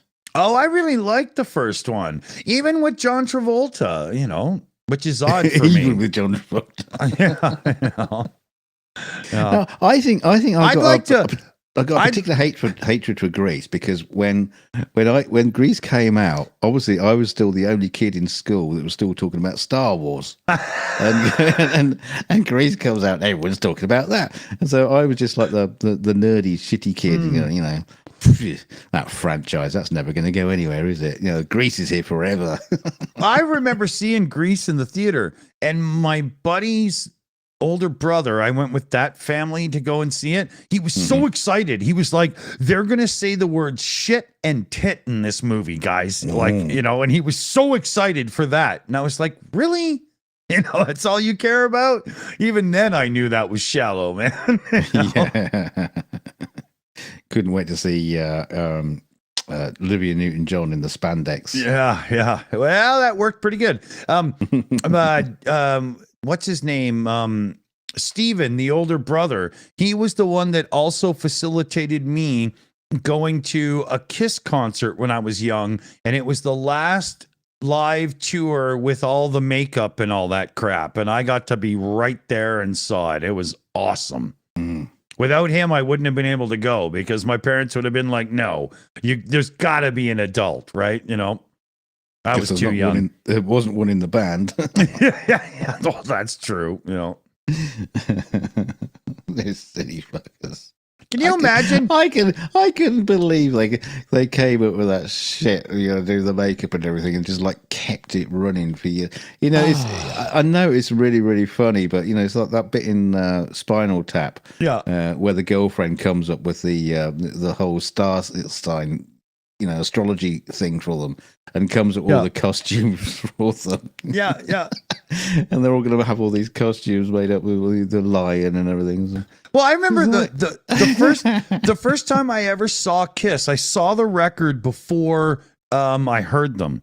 And I don't remember exactly which record it was. It would have been like, you know, 77, 76. No, yeah, about 76 or something, maybe 77. But I remember I saw the album and I'm like, oh my God, this is going to be the greatest thing since sliced bread, right? And same dude, Steven, he puts the record on and it was something like all bluesy and Buddy Holly, meet you in the ladies' room. And I'm like, what the hell's going on? You know? I couldn't believe it. But then he played a few other tunes that were a bit heavier, and I was like, okay, yeah, that's cool. Yeah, you know? Yeah, they're just warming up at this stage. Yeah. It was terrible. I was like, what the hell, man? You know? Because at this point, I'd already heard like all kinds of really cool bands, right? You know? I was like, what? Yeah, it's like going to see a punk rock band that's, you know, it's got like, you know, safety pins for their noses and everything, and they start off with Rawhide. Yeah. Johnny Rotten gets on stage and starts doing, I want to hold your hand. box. Yeah, Stand by your man. Too funny. Liz in the chat is like, question, did we buy the camera? Dunk, did you pull the trigger on the red one? It's in my basket. It's in my basket. I'm not going to buy it yet. Why not? But we don't have to rush on it because it's not like they're lack of stock. Speaking of Rush, is NANA in the chat? Because if he is, we'll talk about the band Rush for 20 minutes. He hates them. No, you'll talk about the band Rush for 20 minutes. Oh, I could go longer. The only thing good about Rush is I can't wait for them to finish. Because they're so busy. We will agree to disagree, and we'll also agree that sometimes I'm right and you're wrong. Yeah, it's all right. You can think that. That's fine. you just think, what do you realize? No, I've got absolutely nothing against Rush whatsoever. It's just I don't listen to them. You sent me a few links every now and then when you've had a few beers down. You go, well, listen to this. It's the greatest album ever. And they go, I can see where you're coming from. It's just ain't my thing. Both Moving Pictures and 2112 are two of the greatest albums ever recorded. Absolutely, positively, without a doubt. Fight me on it. 2112. That's the one you send me all the time. Well, that's the one that totally spun me around and changed my life, right? Yeah. And it's the first time I heard Rush 2112, I was just like, oh my God, I want to be that. Some people get drunk and send dick pics. No, Dick sends me messages of Rush 2112 links. And go, this is great. Yeah. Oh, yeah. Yeah. CF in the chat. That's what's fun about him. He'll send random links for us to listen to. And sometimes it's like David Wilcox, Do the Bearcat, or Max Webster, Hangover, or just the weirdest tunes that most people don't know. But, that's me. Yeah, the vegetable song. Oh, yeah. Carrot juice constitutes murder. Greenhouses, prisons for slaves. It's one of the funniest songs ever done. I think we could have a debate on that, but there's no debate. Oh, yes, there is. Yeah, come on, with a line like "How low as people." Just because I might be wrong, there's still a debate. That's not the point of a debate, is it? Not come just on, to be right. That's like debating flat Earth. Yeah, I know, but that's the whole point.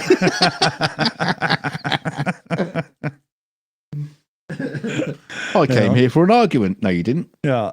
With a line like "How low as people do we dare to stoop by making young broccolis bleed in the soup?" I mean, come on. Well, it didn't make it onto a Python album, so. Oh, okay. Okay, if we're going to go to Monty Python songs, Eric Idle is one of the gods of fun music, right? Yes. No argument here, because if I did, my son might be watching at grandma's and he will call me and give me shit. And he'll be singing, "Isn't it so nice to have a penis? Isn't it frightfully good to have a dong?"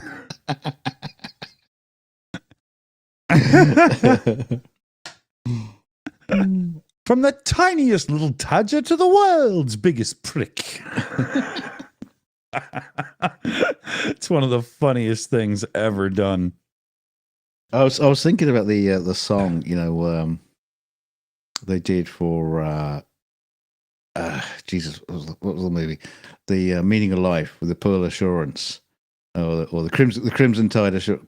Yeah, the Crimson Permanent Assurance. Crimson, I'm getting mixed Let's up. Crimson charter Tide. and accountants and sail the wide accountancy. I was just thinking that like Eric Idle must have got like a big pad out and said, right, anything to do with accountancy, Yeah. You know, open up the Caesar. He had like yeah. a Caesars And and just he- like words and he expressions. and he went through like 24 ounces of alcohol and $300 worth of cocaine and had that nailed, right?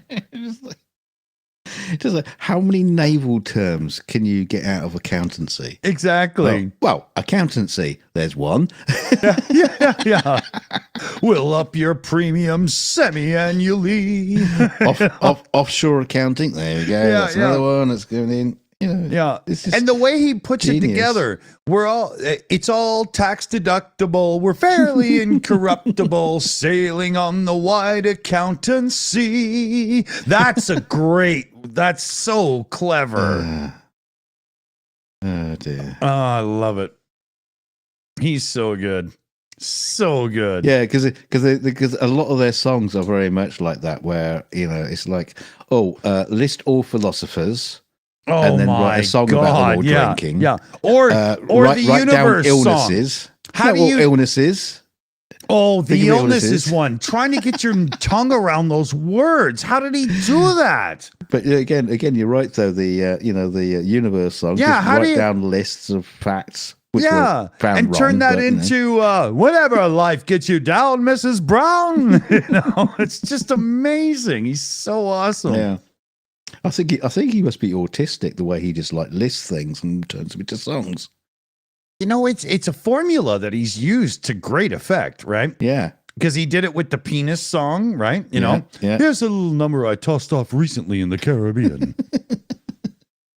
God, too funny. Too funny. Is anybody still here? Yeah.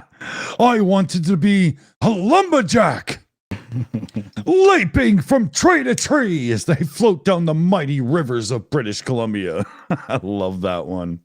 There's so many versions of that one. You can sing it wrong, but still be correct. They did that on Monty Python Sings. They did it, I think. Did they do it on Live on the Hollywood Bowl? They did it as a skit back in Flying Circus.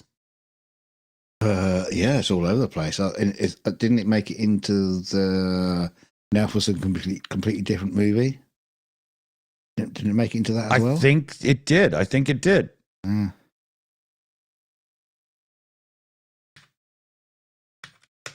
I always loved the Monty Python at the Hollywood Bowl though, because it was like that was their first real big experience in America, and Yeah. Americans are just like completely blown away by them. Not And totally in with them as well, because they knew all the gags.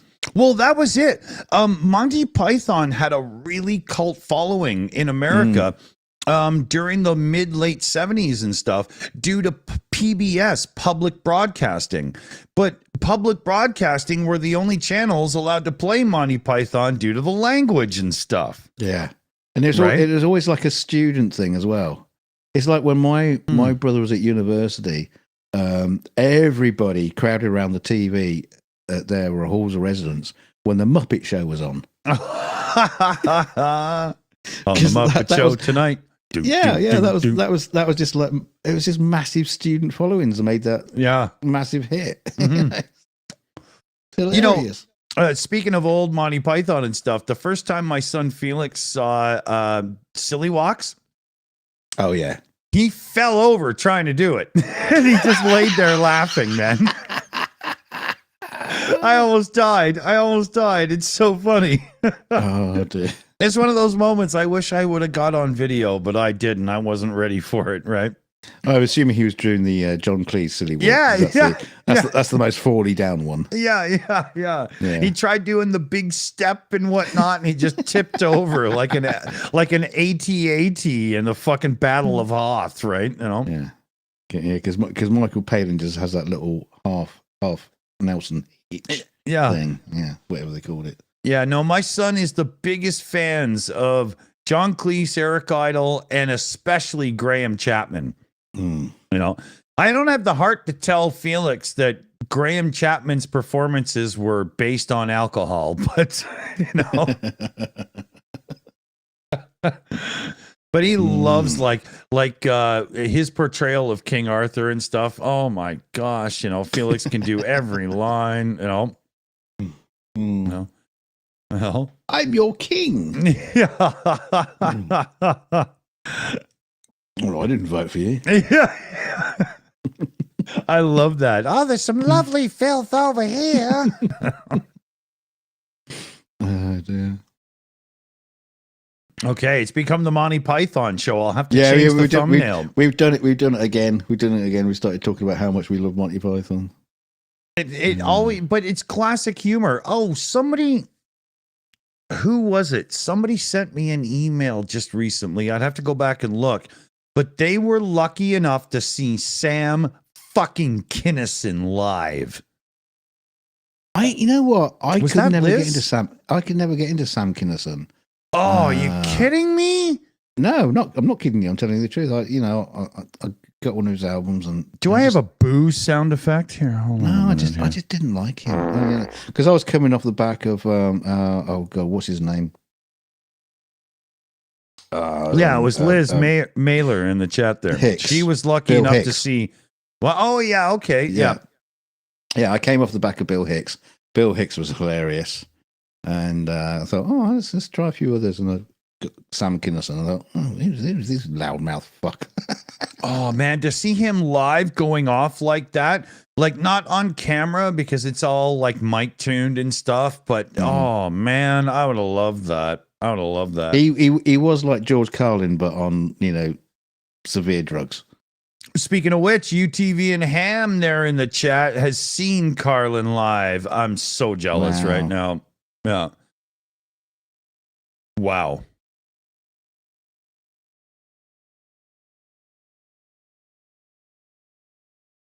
I got beer burps. Hold on. Just that whole thing going on where they're recurring and not stopping. I thought you had some deep thoughts going on there. Deep thoughts with Dick Durson. Dick Durson. I got to record some of those again. I used to love doing that. They were fun, the one I made up about throwing rocks at the paper boy. was pretty. I like that one. You should do cheap thoughts with Dick Dawson as well. I met her at a cocktail bar. That much is true. That's what I was trying to go for. Yeah. What the hell is the line for that one? I don't know. Oh dear. Sometimes. It's throwing me. It's throwing me now. I normally know that one.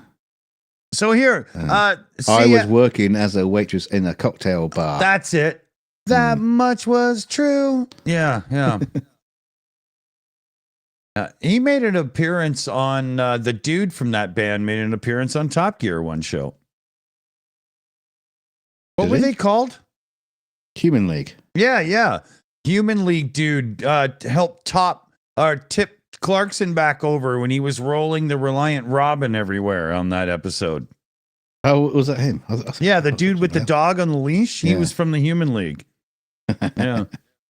I don't remember the show that specifically. Oh, you remember the bit with the dog and the guy with the dog on the leash? What? Yeah. What are you talking about? I have a good memory for this stuff. I can't help it. Well, right before the stripper guy, the guy that owns the stripper bars. What's his name? Something out of lap dancing clubs. Yeah, you made me forget him as well. Thing is, I'm one of those people that I can tell you the name until you ask me. Yeah, it's in my head. I know exactly who you're talking about. Then you ask me, and it's just going poof, and I can't remember. I've got no idea. I can't remember anymore. Yeah, terrible memory. Mark Snyder 8022 in the chat says, "I hate that song." I agree. It's terrible. Oh, NANA is here, so It's time to talk about the band Rush. No, I'm just kidding.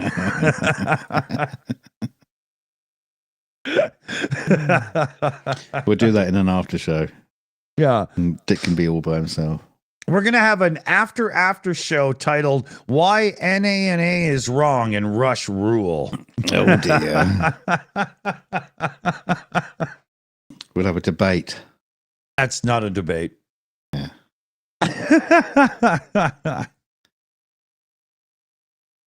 Oh man.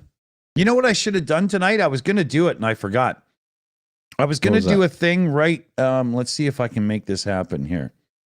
You know what? Never mind. Above in my little hexagon in the top left, above my name, I was gonna have a little beer glass icon pop up every time I went and got another one. And I forgot to set that up tonight. It was that's for Ronnie.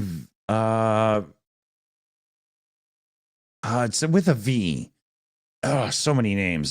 Sorry, Ronnie V in the chat there. He's always counting my beers, and I thought, oh, I'll just put them up for you then. You know, I forgot. Yeah, Yella says soft salady one. Well, yeah, but I am getting on a bit. You know, I'm quite old, so. Tainted nice. love. Oh, yeah, Ronnie Vranken. That's it. Thanks, everybody. Yeah, soft cell. They had one really good song, and do you know what? Do you know what's really funny is that dum. You take any song and you start using that as the intro. You just work that into the intro, and every song is suddenly like, oh my god, these guys are genius. Yes. Yeah. Yeah, it's like using a DX7 keyboard, and everybody goes, "Wow, that tone." There's this great thing. Little old gorgeous Kylie Minogue did. God, what was it? It was for one of the music awards, and she did one of her songs. Yeah, can't get you out of my head or something. That one where she's always falling out of her clothes in the video. Don't do that to me. Yeah, but to be honest, it makes her look like desperate and stuff. It's kind of weird. It makes me desperate. But she did the "Can't Get You Out of My Head," but they meshed in with the music from Blue Monday, which was it just made the song just like amazing because it was like, oh, Blue Monday and this little pop song, just like, just mix them all together, mash them up. And great. Was Blue Monday the track that Korn redid really well? I don't know. There was some band that I always thought, don't really like them, that redid Blue Monday and made it really cool. I don't know. Who was that? What was the chat thing? Was that Korn? No, it's not Korn. It's somebody heavier than them. Heavier than Korn. Yeah, Korn did another tune over. Somewhere Over the Rainbow?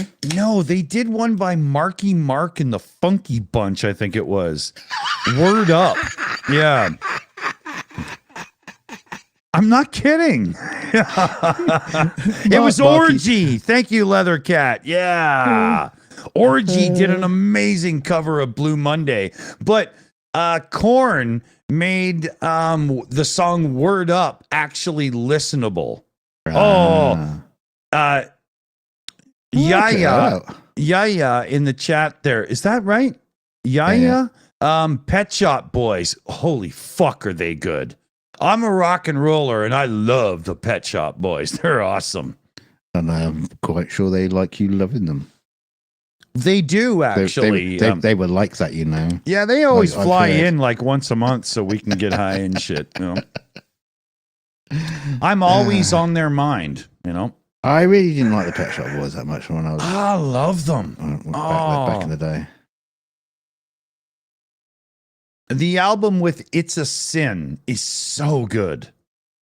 Oh, it's so good. Is it? Oh, Ichabod Deer in the chat there talking about the Police. Seeing them live with like the proper lineup, Stuart Copeland, Andy Summers. Oh yeah. Wow, that's good tunes. Stuart Copeland on the drums, so good. Oh, that guy blows me away. Now, Stationary Traveller has hit on something there. I'm definitely in league with that with Talk Talk. Talk. Who did they had one song in Canada. What was it? It's My Life, probably, or Dumb Girl, or Talk Talk. All you do is talk. talk, talk, talk, talk. All you do, yeah, not great songwriting, I would say, but yeah, I used to love that. I didn't use AM radio, so far I'm not following along. Is that Heidi hi da da shiny shy da No. da Heidi hi da da. Did they do that damn song? No, they didn't do that. That was oh God, who was that? Well, it was formulaic garbage, but I don't know who actually sang it. No, Talk Talk wasn't formulaic. That was one of the reasons why they never became popular. They were sort of a little bit. Bombi 1138 in the chat says, "Catch a goo goo." One sec. Bombi 1138 in the chat says, check out Rick Beato, Dick. Oh, I don't miss Rick Beato. Always watch his stuff. Don't always agree with him, but I really like him. I usually agree with him. No. The statement was check him. They just want to make sure he's all right. Oh, he sends me a check every month. Is that what you mean? No, just give him a poke. Is he asleep? Yeah. I think he's fallen asleep on his own stream. Yeah. Rick, go to bed. He You're bored tired, himself. buddy. Yeah. I'm sick of talking about music. I fucking hate it. Look, Rick, I told you the spare room's upstairs, all right? Just fuck, man. No, I'm not getting the guitar out. Oingo Boingo. Mark Schneider in the chat there. Oingo Boingo leads on to what's his name that is the master of Hollywood soundtracks like Men in Black and whatnot. What is that goddamn guy's name? Oh. Come on, Seriously? Mark, help me out here. What's it? Jesus Christ, he's amazing composer. I'm trying. I think I might know who you're talking about. His name's not coming to my head. Danny Elfman? Yes, thank you very much. Oh, Yeah. no, that's not who I was thinking. Well, Danny Elfman was in Oingo Boingo. Yeah. Really? Yeah. His history is amazing, right? I didn't Brian know that. Eno, Bombi says, I got to meet Brian Eno when I was in recording school. I'll tell the story after. I actually met the man. It was amazing. Wow. Yeah. It was one of the highlights of my life. Right? Because what he was working on in the studio at the time, he was working in one of our unused studios at the time. I saw him in there and snuck in, and then because he told the instructor dude that it was okay, I was like, cool. I was able to run in a couple of more times when I was done my stuff and whatnot. And he was working on the tracks that became the and my mind goes blank. Here, I'll look it up in the background, but it was unbelievable. That dude is. It's like watching him in a recording studio in the production side of things is like Beethoven at a piano. It's just ridiculous. I don't know. You never saw Beethoven in a production studio. Well, you don't have as good a DeLorean as I do then, because Didn't he produce all the Beatles stuff?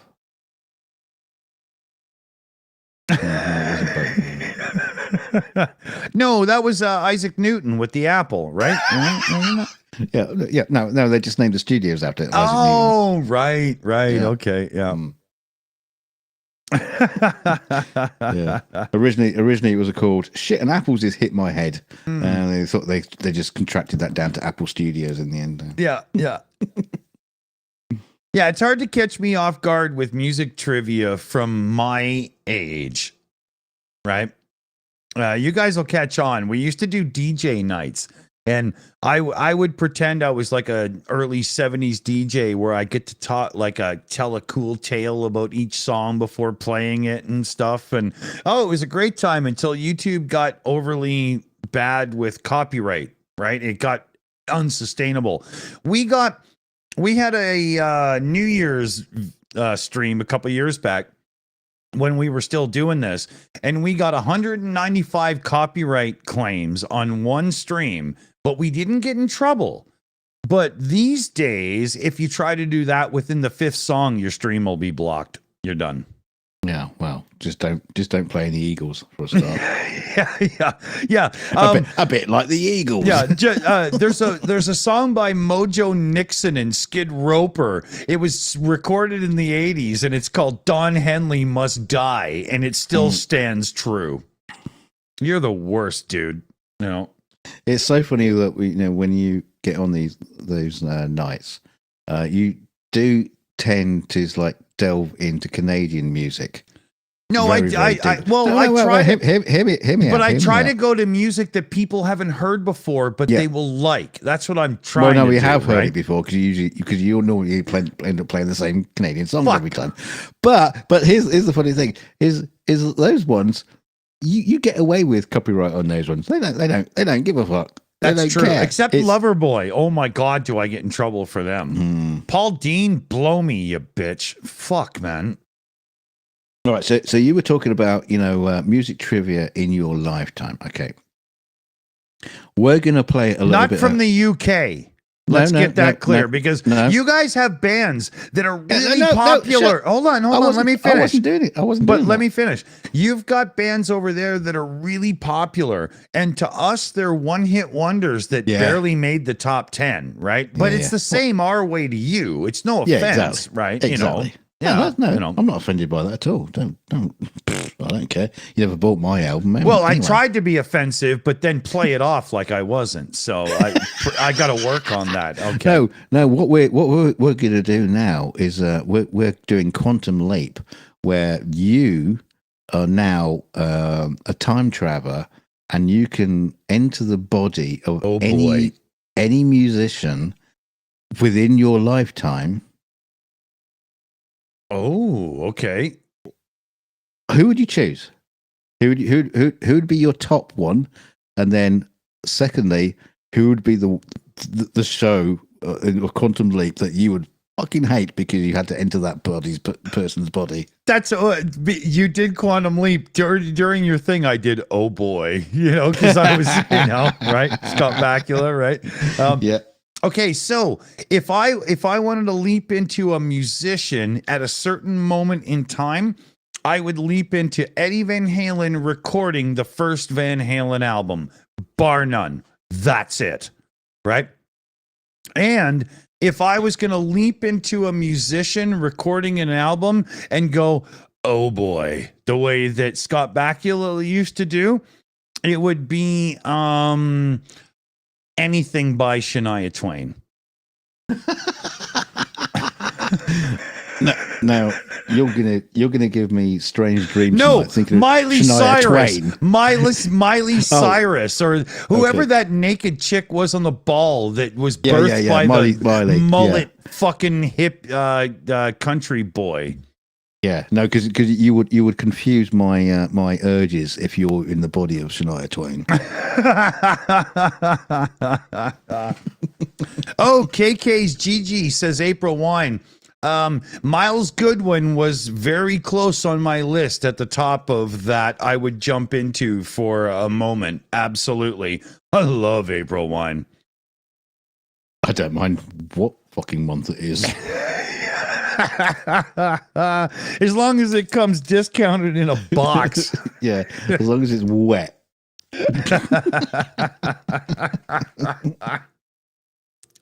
That's funny. But yeah, for me, it would be Eddie Van Halen for the first Van Halen record. Absolutely. He changed everything on that record. People just went, what the fuck is that? Was that before or after working with Michael Jackson? Oh, no, before. When he did the Michael Jackson thing, I think that was like 81. Yeah. 82, 81. There's a hilarious story in there. Michael Jackson is recording Beat It.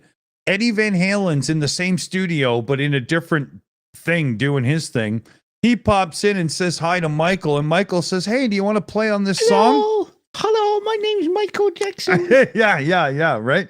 But Eddie was like, yeah, sure, dude. And there was no, featuring back then and all that bullshit. It was just musicians hanging out with each other. Like, have you ever noticed on Dire Straits, Money for Nothing, that high voice? I want my MTV. Yeah. That's Sting, right? Nobody knows, right? So Eddie Van Halen was in the studio with Michael Jackson, and he recorded that unbelievable guitar solo for Beat It. No, what happened is Eddie Van Halen, was talking to Michael and says, and we're just about to do Beat It. And he says, okay, we'll start recording Beat It and go, no, but that's what Michael did. Michael used to verbally tell people how to play their parts by going. That was it. No, that was my interpretation of a Bon Tempi keyboard. Yeah. But it's actually true because Steve Lukather, the guy that plays all the rhythm guitar from the song Beat It for Michael, he is the guy from Toto, The Rain in Africa and whatnot, right? He's been on everybody's albums. And he tells the story on how Michael just goes do do do do do do do do do and tells you the rhythm, and you got to figure it out and learn how to play it. And he goes, yeah, that's cool, right? And so Steve Lukather was called by Quincy Jones because when Eddie Van Halen went into the studio and laid out all those wicked guitar parts, they were out of sync with the master reel because the time code, I won't explain it to you, but it's a way of syncing two reel to reels to be in time with each other, had failed. So they sent it to Steve Lukather to fix and throw in the rhythm guitars, and he had to do it up all by ear and whatnot, and it was like a monster effort. Beat It took like 3 months in the studio to fix and put together. Wow. Yeah, man. And when you listen to it, the guitars in Beat It are so good, especially when Eddie comes in with that guitar solo. It's just frantic mayhem that has a beautiful melody at the same time. Holy, is it awesome. Blows me away. I think I listen to that guitar solo once a month since it came out, to be honest, Can you hear it by itself? Can you get like just a stem of that and just listen to that without the rest of the Michael Jackson's? But all the song behind it is so good. That guitar solo section is just amazing, right? But then you have to listen to this really high-pitched, squealy guy trying to be tough in a song, and it sells so bad, right? Yeah. That's why I literally Michael Jackson in a fight. I have Thriller on vinyl, and I literally put the needle where it needs to be to listen to the guitar solo. Like I do, Yeah, it's marked. Mm. With stretches. Yeah. But it's awesome, Okay, I'll stop drooling over them. But yeah, that's why it would be Eddie Van Halen for me, for sure. When it comes to you, then, what moment in filmmaking history would you want to jump into? And what filmmaking moment in history would you be, oh dear God, I'm here? Well, I can answer the second one. That's now. No, the first one is so easy. It's so fucking easy. You wouldn't believe it. It would be working for Industrial Light and Magic when they just formed, when we're making Star Wars. What's his name? Dykstra was in charge, right? There's a whole bunch, Joe Johnson, and also a whole bunch of I don't think there was anyone in charge at that point. No, but the guy place. the guy that got pushed out after the first movie. Yeah, Dykstra came up with the Dykstra Flex camera, but definitely those early days of Industrial Light and Magic. You're very much more a fan of the hands-on movie making than the digital age, even though you transitioned from the first to the second, right? I don't mind the digital age. I mean, the fact is, it's easy to understand, especially when you get into the real complicating. I really don't care about rendering processes, in CG that you get all. I think I care more about that. Yeah, well, you get just the light under the skin just right and all that kind of stuff, so it looks realistic. Yeah, oh god, bore me senseless. But yeah, no, just decent models, photography, and all that kind of stuff. It doesn't necessarily stand up as well as decent CG, but sometimes it holds up better. It's an odd thing, odd combination. Yeah, but, I prefer the days of physical the reality. I can see it. I still can.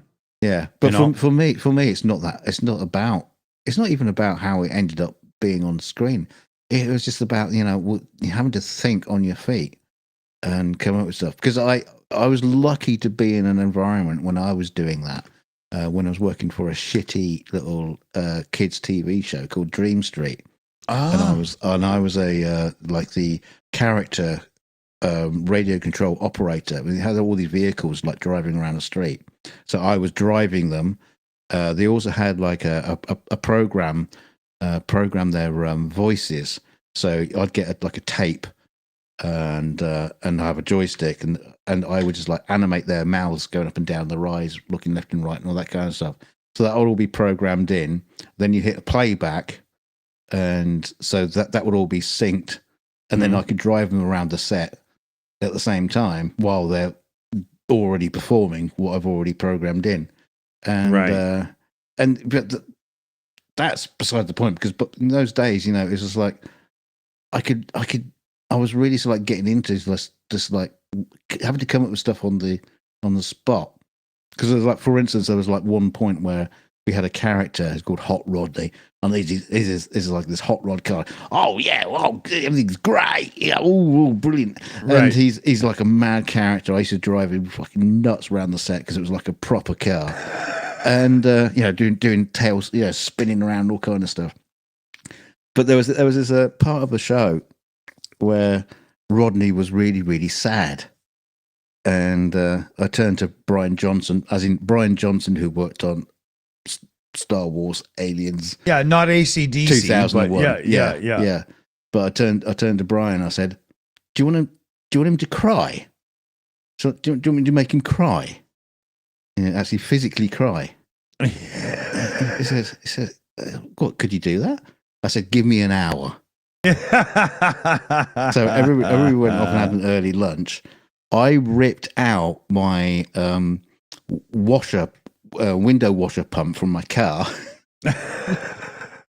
and connected it all up with radio control and everything with like a little water bottle inside the character. So he comes out on set and and I hit the switch. He goes wow wow wow wow, and all these tears start squirting out of his eyes. It's like fucking brilliant. That's funny. Yeah. I mean, I just love that. I just love that kind of ingenuity. And that was the thing with working with Brian, because he was that. He used to work on Thunderbirds and stuff like that. So it was all everything's on wires. Just yanking bits and making do stuff. So it just looks great on camera. Like being in the room with Henson in the day or something, right? Yeah, it was like that. It was just genius working with him. That's absolutely awesome. Wonderful. That's awesome. That's awesome. You made me sad now. Well, it's the same for me when I look back, because I mean, right now I could sit down. I have a good idea. I can program in the drum beat and whatnot and lay the guitar tracks down. But in this day and age with all the computer stuff, I can play the chorus riff once perfectly and just copy and paste it in. I can play the verse riff and the bridge build up and stuff and just copy and paste them in. But back in the day of analog, you had to play the damn song. And this is where we get to the age of bands like, no offense to anybody that likes them because the records were amazing, but what are they called? God damn it, I hate when this happens. Appetite for Destruction, Guns N' Roses. Oh yeah. Their first album comes out. It's a great raw, regular old rock and roll record. It's pretty raunchy and stuff.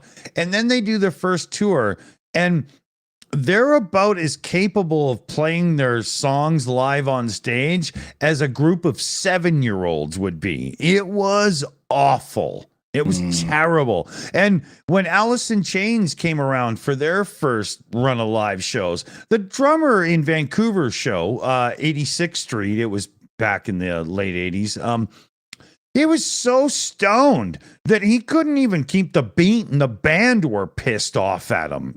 It was...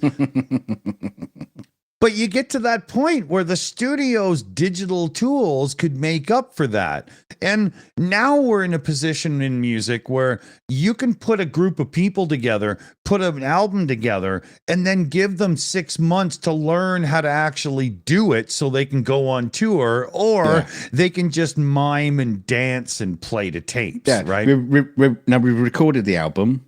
Yeah. It's great. It's doing really well. Now learn how to sing it, please. Yeah, I can't stand that. That's not music to me. Music is done by people like Jim Croce and Gordon Lightfoot, who really write the songs and deliver to them to us. I don't want, 4 songwriters and the artist listed as the writers. But the funny thing is, that's what happened to the Monkees. True. So, and they were real musicians. That sucks. It's not a new thing. No. Yeah, but they're the worst story of it because they were real musicians and they were like, no, you guys just go and mime it. We'll bring in other people, and they're like, but we could do this. That's not really fair, right? But all these. I have no faith in modern music now. And now with the AI generation coming in, all the people that used to write the radio jingles and all that stuff, they're all out of work, right? We'll see. Oh, no, they are. It's over. We'll see. There's no way an executive is going to go, so I could hire a real musician or just use AI and get good enough and I can have more money, and they're not going to do that. It's done. It's already done. It sucks. I was going to ask you, dude, Adobe and their whole switch to subscriptions. At first, I just saw that as a grab for money. But now with AI, there's a lot of people that used to just pay for Adobe Photoshop on the subscription because they needed it for thumbnails and whatnot. It's a great way of just clicking background removal and so on, 2 years ago. But I have a free website that does background removal now with AI, and no matter what picture I give it, it just takes the background away and lets me download it for free. Do you think part of the switch from Adobe to the subscription model was in the background they have enough high-end coders that they knew the AI thing was coming and it was going to wipe out their low-end users that don't really need them but kind of do? I don't know. Adobe don't have many people who are coding. Well, they got a very, very small department. I think it's all about just like sales. Yeah, it's all advertising and stuff now, right? For sure. Yeah. I think Photoshop is one of those sort of things that's never going to go away because, again, it goes back to the cameras, the situation with the cameras. You can take photos on your iPhone, but if you're a professional, you need to use these tools to get it just right. But also you find that standards are increasing as well.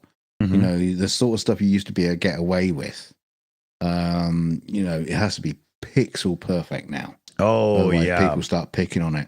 So and the people in the background are getting lazier because some of the shit you show me, they think you can just simply wave your hand and make it go away. You're getting ridiculous requests now, aren't you?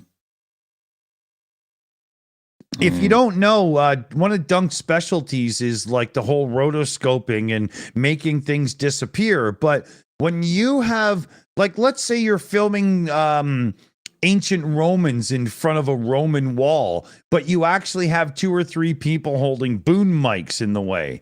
Well, when he deletes those people frame by frame, he also has to fill in the background. Yeah. Yeah, It's- and it's usually like, oh, we don't want a Roman wall. We want a Roman city instead, please. Yeah, and all the background has to be redone. And yeah, there's a parade of supercars going through. Can you get rid of those, please? And it's tomorrow. ridiculous. Yeah, you have that tomorrow. We got a shout out to do. $40 dump here into the chat, no less.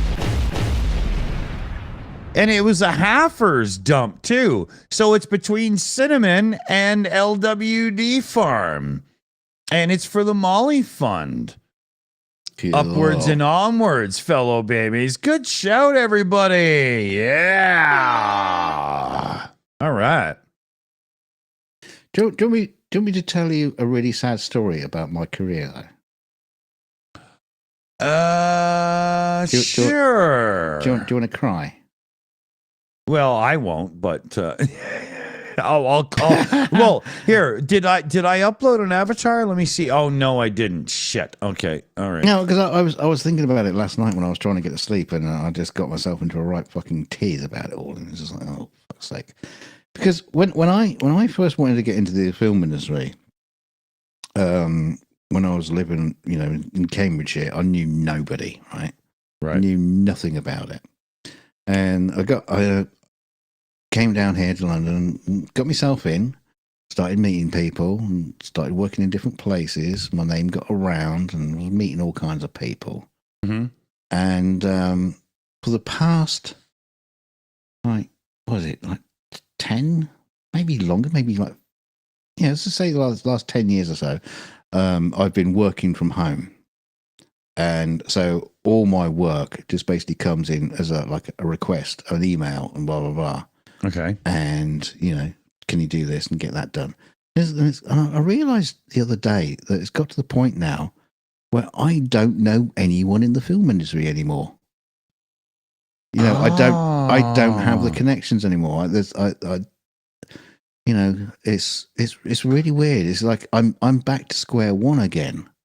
Right. It just so happens I'm one of the cogs in the whole industry. Right. But, right. Because I was working on this project that I really wanted to get done. It's like a really, really cool sci-fi puppet thing, and I'd been working on it for like my entire life. Right. And right. at some points, I was actually talking to people in Pinewood and talking to people in TV, production companies, and talking about it too. Then, Yeah. But now I was thinking about it because my potential future son-in-law was asking me about it in this project, and I said to him, I wouldn't know what to do with it now. I wouldn't know where to go, who to talk to, because I'm so disconnected with the entire fucking industry now. It's so weird. It's so strange. I'll tell you, it's the same for me in music now, but I'm not working there anymore. Right? So there's a serious difference there because I can relate to it, but I'm not doing it, right? Yeah. Totally was strange. Yeah. Totally is weird, but it's just the way it goes. I mean, it's like I don't even talk to the other, because there's a team of people all working on the same project as me. And I don't even, because when we used to do visual effects, we'd all be like working in an office together. So you'd see what everybody's doing and you could talk to them. But there's like 3 other people doing the same thing as I'm doing. I don't even know what they're doing. I don't see what they're doing. We don't talk amongst ourselves. We share like, assets and stuff, and like send people bits and bobs, and I sort them out like color profile stuff and things like that. But we're just it's just everything's just so distant now. Yeah. I tell you, it was totally sad and boring. But No, but you're not wrong there because distant, I mean, look at us on the Shills and whatnot. We're a close knit family of people, but we're all very distant, right? I mean, but we're more closely tied together than I am in my industry. Well, but this is what I'm saying. I mean, you, Annette, myself, and a few, there's a tight-knit group there, and not one of us ever get the pleasure, satisfaction, whatever, of actually meeting up at the pub for chicken wings and a beer, right? Yeah, at least we're talking. That's true, you know. But I mean, I know quite a few people in my local area, and well, they suck. So it's true. Well, I don't know people in my local area because I don't go out. Yeah, but you're probably better off for it. I've done it for you, and I'm telling you, it's not worth it. I'm becoming Obi-Wan Kenobi, the little hermit on Tatooine. Here, let me click a button here. So there's a few people in the chat asking, "Hey, where did we end up on our little fundraising endeavor and whatnot?" So I made a couple of calculations because it's all crazy because we're dealing with Canadian and then British pounds and stuff. So we ended, if I do the calculations, because I have some money still to send to Dunk, at 195 British pounds ish. It's probably a few more, but I'm trying to be conservative because of a couple of transfer fees and stuff, right? Yeah. Google tax. Yeah. So if we go back over to the Amazon page, that was this one. I know it's 142 for me, but because I'm in Canada, they wouldn't charge me VAT and whatnot, right? You're listing 180 for me.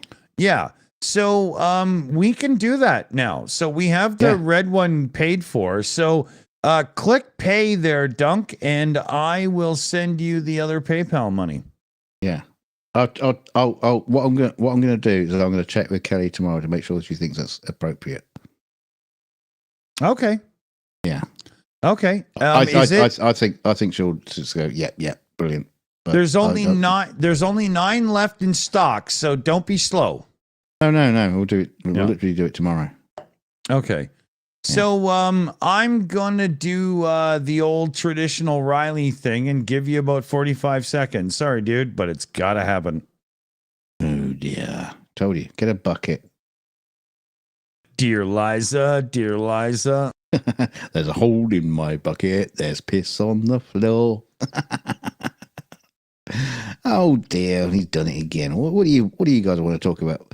Oh, somebody said that's in the chat. Hey, Doug, where was it? Who do you think are the best filmmakers of all time? Don't ask me. Because that's a really hard question. Because obviously I would go Steven Spielberg, but even Steven Spielberg has had a few bomb notes. Obviously, I would say George Lucas, just for the glorious things that happened, in the early days of Star Wars and American Graffiti. Love American Graffiti, great films. But he also kind of bollocks up on other stuff. Martin Scorsese, same things, ups and downs. So it's really hard to say who I would say is the best filmmaker because none of them ever are consistently good.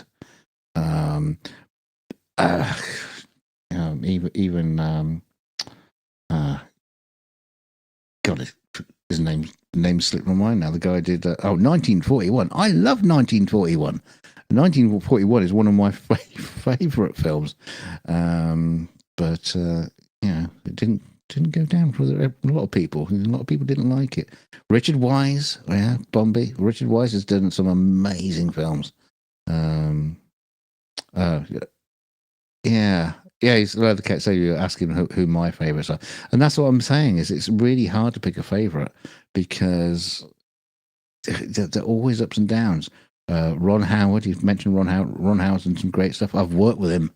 But he's done some bum notes too. You lucky bastard! Yeah, I've even chatted with him. You know. No, but seriously, I've seen Ron Howard in a couple of interviews. One was on Top Gear with Jeremy Clarkson, and he seems like such a cool dude, man. You know? Yeah, he's all right. He's all right. I bet he's intense when he's working. He always feels like he's thinking somewhere else. But Oh, I wouldn't doubt that, you know. He told the story on how all of his daughters or his children have their middle names are based on where they were conceived. Mm-hmm.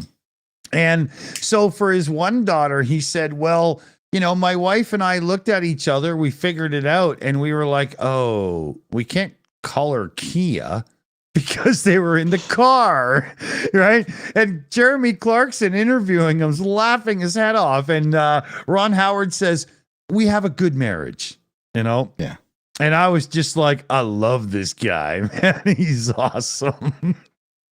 Could have been worse. Could have been called Escort. Yeah. But I do believe that he was actually talking about redheaded girl Bryce Dallas Howard, because I remember that he changed. They were like, well, what city are we in? Or, okay. yeah, but I can't remember which child it really was. But he did give it away. You know, it was hilarious. Yeah, he's awesome. I love that guy. And he's been in TV since he was, what, 5 years old? You know? Oh, God, yeah. Right? Because he was when he was a sperm. right? He was Opie on the Andy Griffith show. He was the kid. You know? Opie. I tell you what, if my parents had called me Opie, I'd be in jail. What the hell is that? You know? Of course, your real name is Sue. Yeah. A boy named Sue. Boy named Sue. Yeah, Leathercat. He was on Happy Days as well. Exactly. Like the guy's been in movie, TV, television, camera work since, you know, day one of his life, you know? But I do really appreciate how Ron Howard was like, I'm kind of done with this acting thing. I want to actually make this shit. And look what he became, you know? Yeah.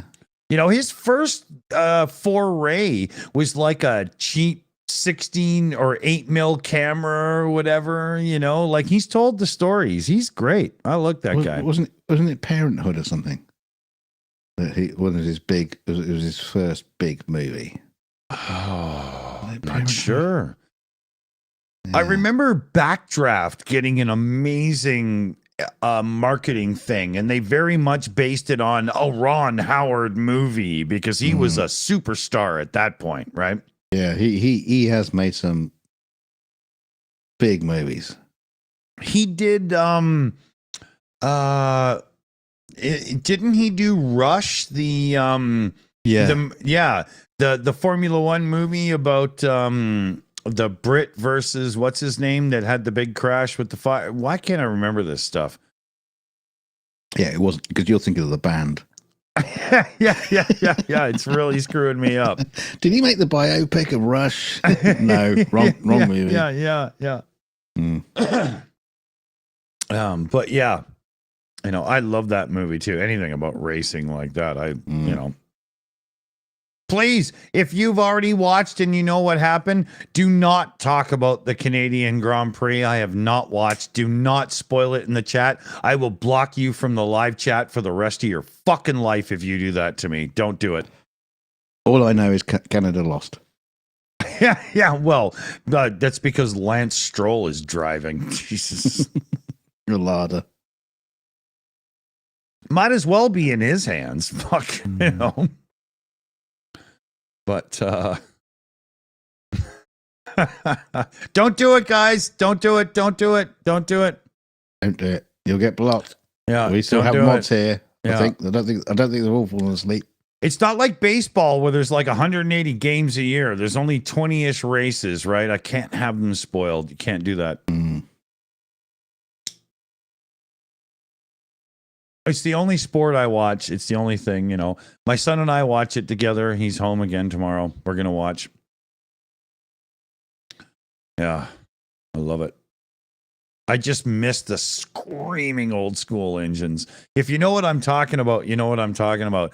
If you don't, you've the feeling of like an old school V8, V10, V12 Formula One engine screaming down the back straight at like 18,000 RPM. The way it just rattles your fucking bones. Oh, it's just the best thing ever. No, especially if you're there. I've been Like to a standing at the couple of track. Formula One races, and I've gotten to see back in the day. It's unbelievable. Nowadays, it's so goddamn expensive. I mean, you've got to be, the child. Yeah. You've got to be like Paris Hilton, the child of somebody rich, right? Yeah, it's probably cheaper to go to a concert. Oh yeah, even the Eagles. Where you get to watch digital avatars. They're just not like Kiss. They don't advertise it, Yeah, they're built by the Disney animatronics now. yeah. It's like Pirates of the Caribbean. Yeah. Don Henley stopped aging at the age of 65 due to servos. Yeah. Oh, UTV and the Ham in the chat there. Mario Andretti, a living god. He is just everything as it pertains to racing.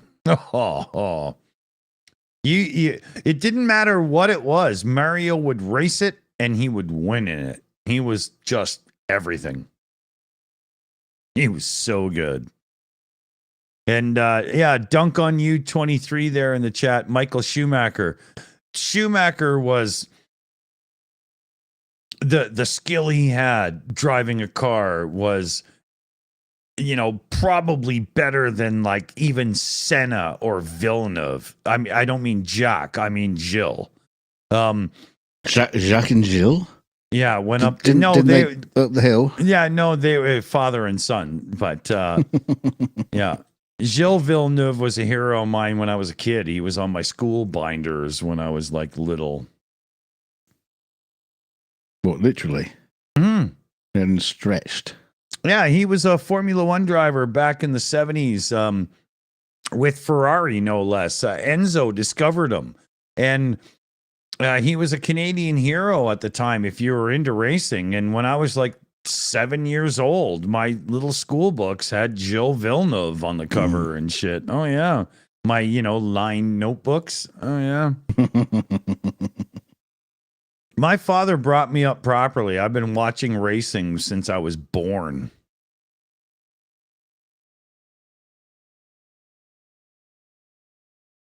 Free Jack. An open wheels race. Oh, Jagger's movie. Yeah, Leathercat. Okay, I remember that. Free Jack with Mick Jagger. Yeah. Oh my God. Yeah, I haven't watched that movie. I'll put it on the download list. Because it had Mick Jagger in it, it was one of those movies I was like, yeah, I'm not watching a movie because you put a rock star in front of the camera, If I remember rightly, movie was a piece of crap. Yeah, but who cares? Because Bullet was too, but it has an amazing car sequence, right? Right? Or Vanishing Point. The movie sucks entirely unless you just put on your own music, mute the movie, and watch the cars, right? I recommend Led Zeppelin 4, Houses of the Holy, whatever you want to call it. Not Zozo, Rush. Oh, no, not for that movie. Unless you just want to loop Red Barchetto over and over because, song about a Ferrari. Oh, I thought it was about cheese. This is why I'm holding auditions, people. Oh, I know a bit of red barchetta on my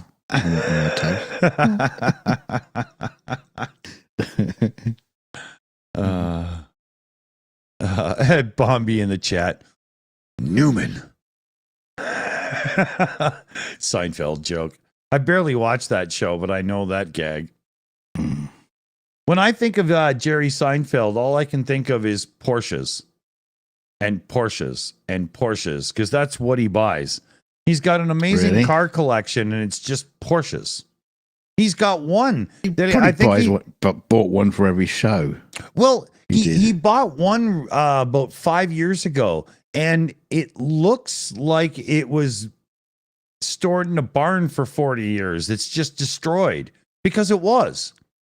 And he paid a huge amount for it and has never restored it or anything. He just keeps it looking like this piece of crap thing. And some people love it because it's original and unrestored, and other people just go, it's a hunk of crap. Would you fix it? Right? It's a really interesting debate. Because I love an original and unrestored car, but not when it's junk. I like it when it's nice. Right? I think there's a fine line there. Right? And if it's junk, you should just restore it. You know, who wants to drive a rust bucket that doesn't run well because it's original? You know? Yeah, no. Doesn't make any sense, right? But he paid a lot of money for a piece of crap because it was original. And people were like, you know, Jay Leno even had him on the Jay Leno's Garage. And he was like, this is a controversial one. And Jerry Seinfeld was like trying to explain, it's only original once. And Jay was like, yeah, but it's ruined. You know? Yeah, but it's not like this their daily driver though, is it? You know, they just got like a huge warehouse full of cars. So it really doesn't matter what they buy and shove in it. Yeah, when somebody takes you to the store to get coffee cream in a Maybach and you're in the back seat, it really doesn't matter, right? You know? You're not wrong there. What do we got here? Holy shit, dude. We're almost at 3 hours. I know. I think it's Lord Thunder and Jesus, boy. I think it's time to say nighty nights to people. Yeah. I got a couple of beers left. If anybody wants to be assholes and hang out in the voice chat in Discord, I'll do that for a bit. No guarantees that I won't get snappy if you're more drunk than me, because sometimes that happens.